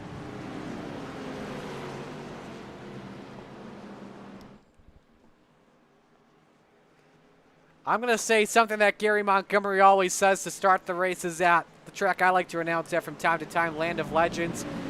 Race fans, it's time to sit down and hold on to your seats because these men, by the grace of God and 700 horsepower, are ready to go back to work. Hang on, folks. This is about to be a dandy. Oh, boy. I don't know. This is going to be nerve-wracking of a 6-lap shootout here at Daytona. 2.5 miles around each circuit. Here we go. Mission 22 restart zone. Lucy Olsen, green flag back in the air. Cody Graham able to hold serve on Jake Musso. Now does Musso cut down in front? That is the question we have for now. Decides to keep it on the outside, hoping that Musso can give Graham a push. That affects Rayner. It doesn't. He's up to second. He's looking for the lead. That's a small arrow push you see from the back of that 17 of Daniel Blau. Yeah, very interesting right now. The front 6 are all separated by a good bit back to 7th place of Butcher. And 3 of your championship contenders are right there. Rip Blau maybe trying to entice somebody to go up top with him. Nobody's biting yet. Remember, Blau needs points. Remember the gap coming in. 17 points behind Ripka. Entering today. Ripka doesn't have to win.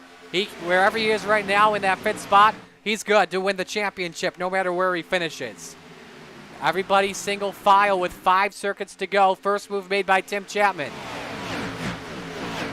Chapman and Ross, first 2 up top. They've yet to lead in this race today, Corey.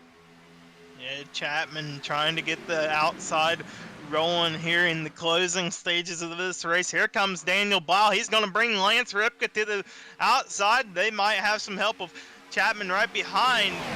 Rayner electing to stay down. Oh! Rayner goes up and bails out. Wow. That was a risky block by Rayner.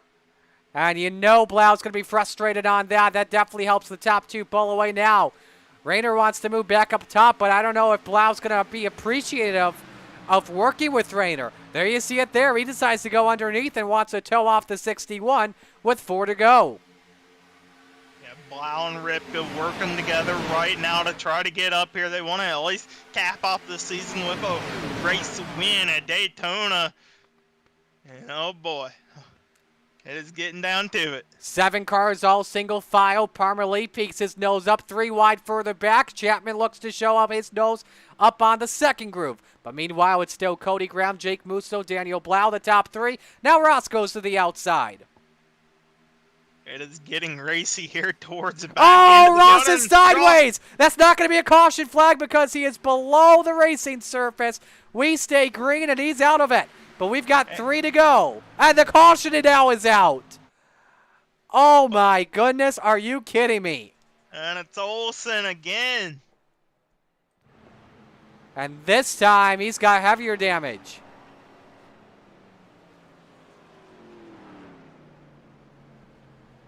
And, folks, we're going to overtime. I'm going to show you a couple things here. First off with Devo. See here, did Chapman just bump draft him in the wrong place? Yep. Just sent him sideways. Then what happened with Hollywood? Gets clipped from Tim Chapman right there. And luckily, everybody else is able to scatter.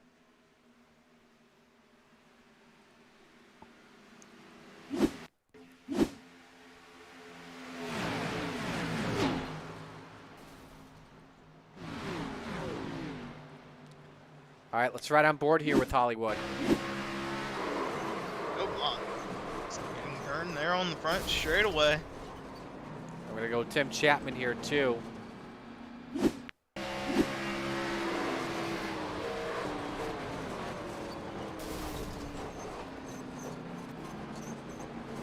Seeing where basketball is fun. Well, let's remember why basketball is fun. Remember his daughter, Lucy. Believe still plays, if not played, at Villanova. Was in the NCAA tournament. I actually watched one of her games on national TV, and she is a key player. Yeah, absolutely. Nice to have the sponsorship from her for the green flag, the Olsen family.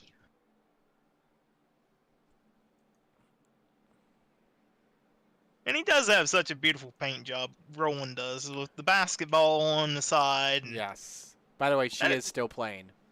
Alright, good to know.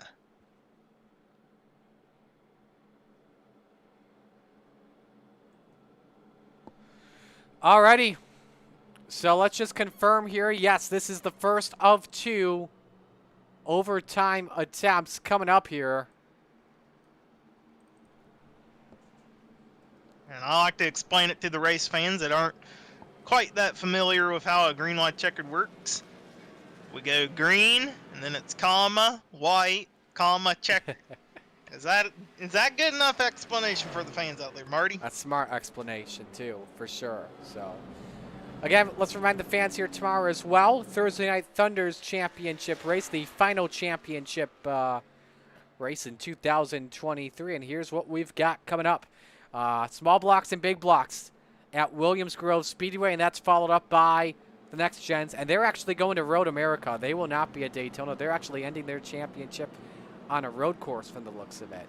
And apparently that says 50 laps. I don't know if that was forgotten to be edited, but that's where the title race is at tomorrow. So for next gen. So again, start time 7 p.m. on Coast to Coast Racing Network. You're not going to want to miss it.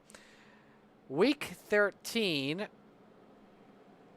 Okay, now that I look at things, it may be Eldora and Daytona was forgotten to be changed. I don't know though, or that may be. Didn't they push back last week? They may have next week. They may have pushed it. They may have pushed it back. I don't know though, but yeah, week 13. We normally do something fun for week 13, and I love racing with the guys on week 13 because there's always something fun to do. I think we have done Hawkeye challenges in the past. We've done fun jumpy stuff races. We've done dirt truck races on ovals. We have a good time. There's been enduros as well that I took part in one week. Yes, I can actually say I am one of those winners in the enduros. I didn't do too hot. I think the enduro race I won, I think it was the one at Lincoln, and I had no steering. Dittmer had taken the lead from me going into turn 1. I had to actually keep my foot on the throttle and take him out, which I did. Oh no. Hey, enduros are all in good fun, all right? Yeah, they are. We need to bring back an enduro series. That'd be awesome. So, alrighty. Green, white, checkered, number 1. Coming up here, and yes, you did hear the rules from Corey. If we take a yellow before the white, we'll try it one more time. Up to 2 attempts of the green, white, checkered. Once we take the white, we go to the checkers. No more yellows, which means if you get wrecked, you're out of luck. And then look at this. You got Graham electing to start on the inside, putting Jacob Moose on the outside. Gonna do the little moose sound out there for Joe. Now, what are you thinking here? Will the front row try and team up once again, and then what about the second row and even the third row? Yeah, I expect front row to team up here at least, and then it's gonna be a free-for-all everywhere else. I like it. Well, what is going to happen? This is going to be go home or finish second. 14 drivers on the lead laps, still with a chance to win the Xfinity Series season finale. 4 drivers still with a chance at the championship. Who's it going to be? How's it going to be done? There's always a favorite. Pick it ASAP. Green, white, checkered, overtime. 2 laps to go with the World Center of Racing. And already you see Cody Graham getting a launch out, and immediately Jacob Moose moves down behind Graham. That is exactly what I thought they would be doing here. Lance Rigby, he needs to get up here and stay up here. He doesn't want to put himself in danger mode. And now you look at Daniel Blau, who is up on the bumper of the 61. But now look at Ripka in 4th. He may get a big toe off the 17 with a huge gap down the super stretch. First one on the outside is Zach Chapman. But he is falling back big time. Parmalee trying everything. Remember, that high side comes in not until the lap afterwards. Yeah, that outside lane just not forming up as good as they would probably like. You see Daniel Blau backs off the back bumper. Jacob Moose maybe to get to the front end of Lance Ripka. We see the white flag. Next flag will end it no matter what. Final lap is underway. Who's going to win it and who will be the Xfinity Series champ for 2023 fall? Graham and Musso pushing each other. Oh, a big wreck further back, but it all doesn't matter. Here's the race for the lead off for 2. Ripka decides to go up on the top shelf. Does he get the does he give Daniel Blau the push? We'll see what happens, but that top 2 could easily throw a block, and that's what they do. Who cuts down low? Everybody stays single file through turn number 3. Musso gets Graham loose. He hangs onto it, but it's all going to be a fight to the finish line. 1 mile from home. Cody Graham out in front. Musso throws the block. Coming to the checkered flag. Cody Graham, does he take the win? You bet. Graham wins at Daytona. Musso second. And Lance Ripka is the champion in the Xfinity Series.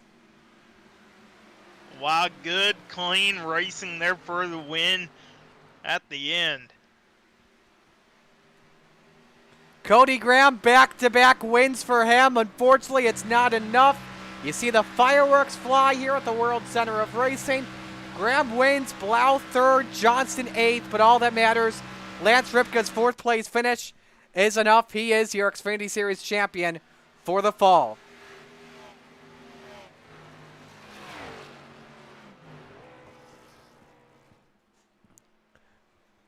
Get the final points here update. I believe Spangler's working on them for us to fully get those situated.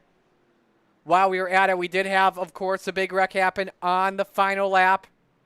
I'm going to show that to you right now in real time. It was Butcher, Cranmer, Parmalee, a lot of the KSR drivers. Let's rewind that here for you. Parmalee had caught the wall, and then Kramer and Butcher hooked, and a lot of debris flying in turn 2. And Roger Craig got involved on that wreck as well. Want to see if at the front of the field, if anybody wrecked here at the end. I don't believe anybody did. There was that big block by Musso to, against the 17 of Blau. You see Graham got sideways. I thought for a moment there was going to be a big wreck. That would break out. As they came to the line, they all kept it clean to the finish. Give it up for the NASCAR Xfinity Series drivers, ladies and gentlemen. They wrecked at the end there with Zach Chapman, but hey, that doesn't matter, though. I mean, yes, it matters when it comes to points, but hey, they made it to the checkered flag without an incident up front. And big shout out to Zach Chapman for finishing 5th as well there. Pull up your results here from the evening, and Cody Graham's the winner. Daniel Blau's finishing 3rd, was the biggest mover of the race, so he did pick up some bonus points compared to Ripka. None of them led laps, though, this evening. And wait a second. Wait a second. Lance Ripka's not the champion. Oh, my goodness. I apologize, folks. Lance Ripka is not the champion. Cody Graham is the champion by 1 point on Ripka.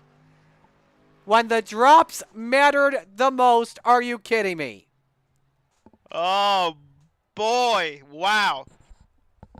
We had Ripka penciled down as the champion from where he finished.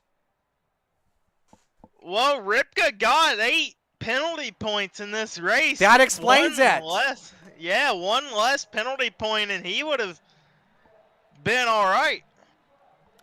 Wow. Yeah, we forgot to put in the penalty points. Wow. That's insane. That is crazy. 1 spot, 1 less incident points, something, and it would have been different. That is absolutely unbelievable. I cannot believe it. Ripka must be heartbroken right now. And yeah, you got to feel bad for him. Here's the final point standings tally here at the moment. We've got Cody Graham winning by 1 point. Daniel Blau by 7 points in the end. That's crazy.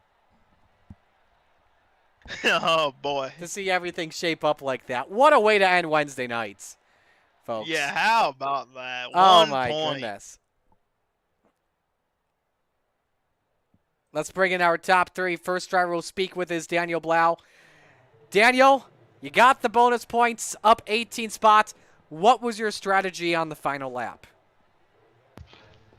Not wreck and not get wrecked. I knew the championship battle was going to be tight. I knew I was probably out of the running with the incident points I got in that first caution we had. Somebody plowed into me from behind, but just wanted to finish it clean and green. I'm so horrible at these tracks. That's why I just started in the back and hung out back there until it was time to go. And the strategy actually worked this time. It rarely does. Are you aware of what happened in the aftermath in the championship and who won?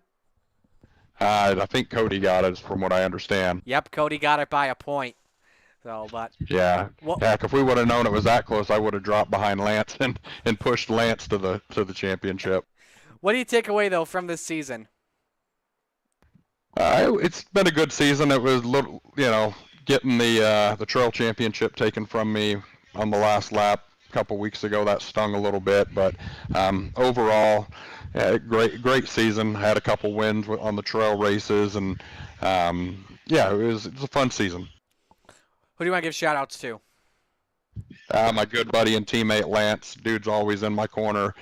Was ready to push me to the championship tonight. He's always helping me out with setup stuff and paints and whatnot. Good dude, great teammate. My buddy Jeremy at raceprint.com, hit him up for any of your merchandising needs, hero cards, shirts, anything like that. And the guys at Northwest Arsenal, and obviously my wife for letting me do this every Wednesday night, and you guys for an awesome broadcast. You guys do a great job. Alrighty, well, we'll let you go. Congratulations on a great season, great third-place run for you. Thanks, gentlemen. Daniel Blauer, third-place finisher. Let's go to the man that finished in second, and that was Jake Musso.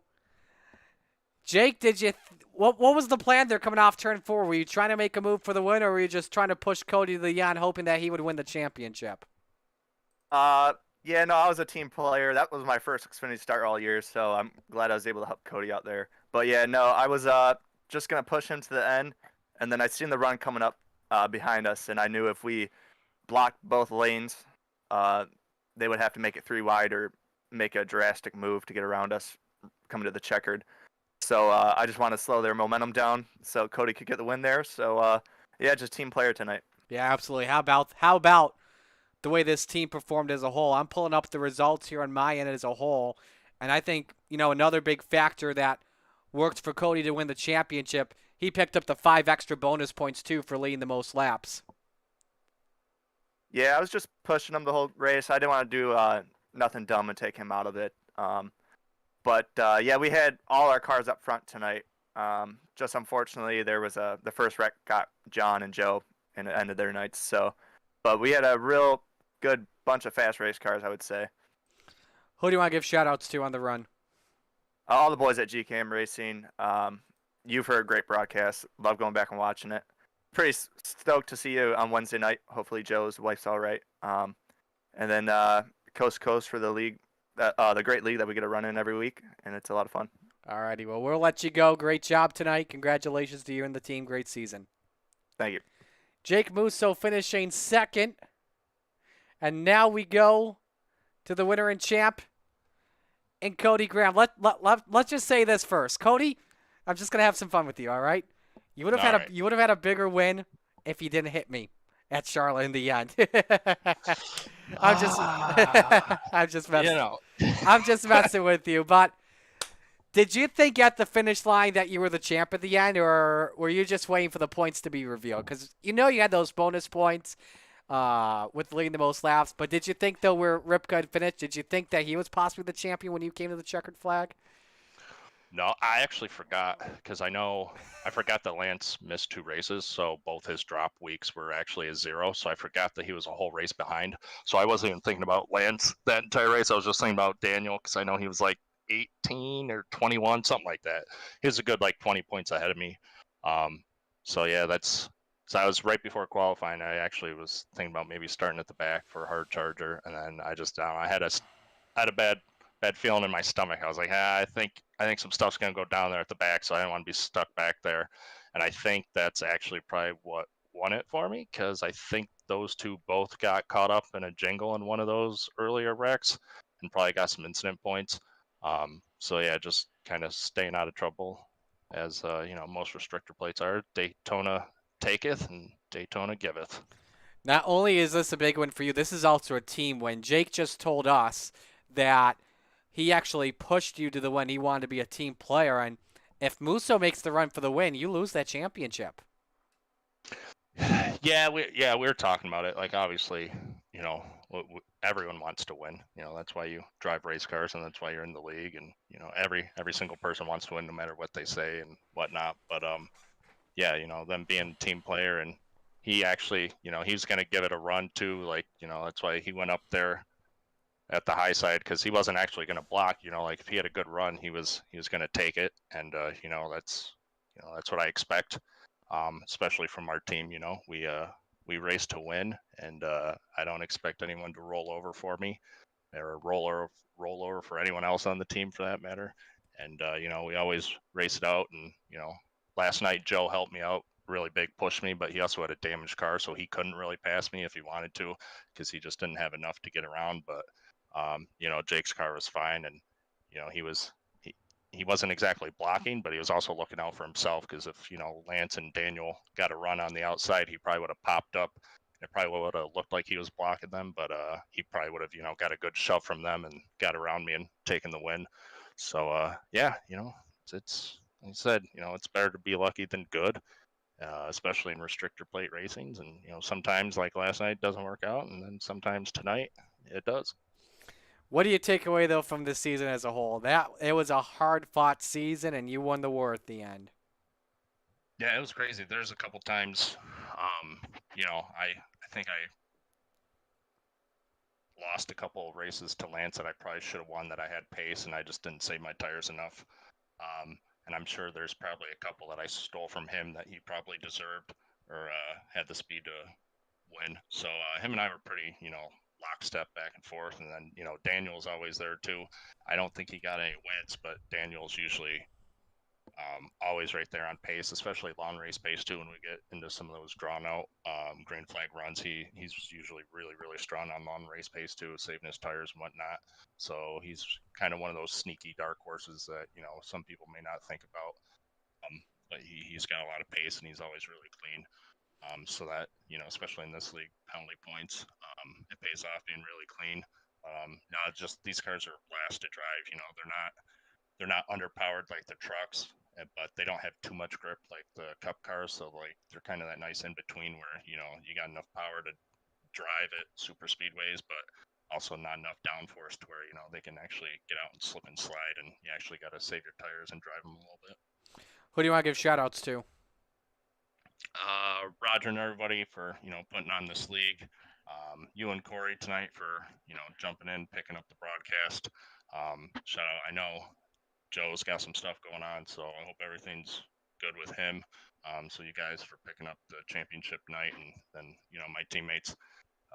An extra special thanks to Jake tonight for the help with that. And I feel bad for John. John, I think, led like those first 8 laps, and he put it on pole, and he was flying, man. But it happens. It's restrictor plates. So it's unfortunate he couldn't see that one out to the end. He deserves a good run. And then Joe and Eddie and all the GCAM boys.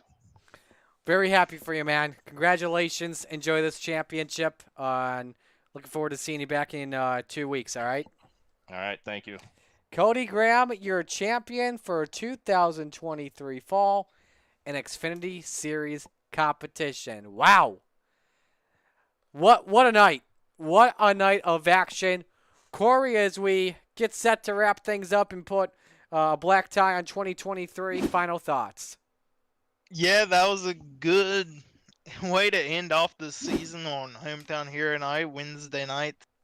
I like to call this place my home for Wednesdays, especially with Joe out there. Of course, everything's out there with Joe tonight. Hopefully his wife is doing all right and he's doing all right himself. I've been messaging him back and forth a little bit in between breaks. Yeah, absolutely. Joe, if you're watching tonight, man, or you're watching the on-demand, we're thinking about you and your wife. Hope everything gets well as soon as possible. And we want your Fanny back on this broadcast in 2 weeks from now, all right? So with that being said, that is going to do it here for us tonight. Thank you all so much for joining us on another edition of Hometown Heroes. On behalf of everyone at the Coast to Coast Racing League, all the fine drivers and sponsors, Roger, Craig, Preston Kramer, our talented group and admins. On behalf of Corey Boudinot and Zach Chapman, Marty Sakala signing off. Congratulations to all of our winners and our champions this evening. So long.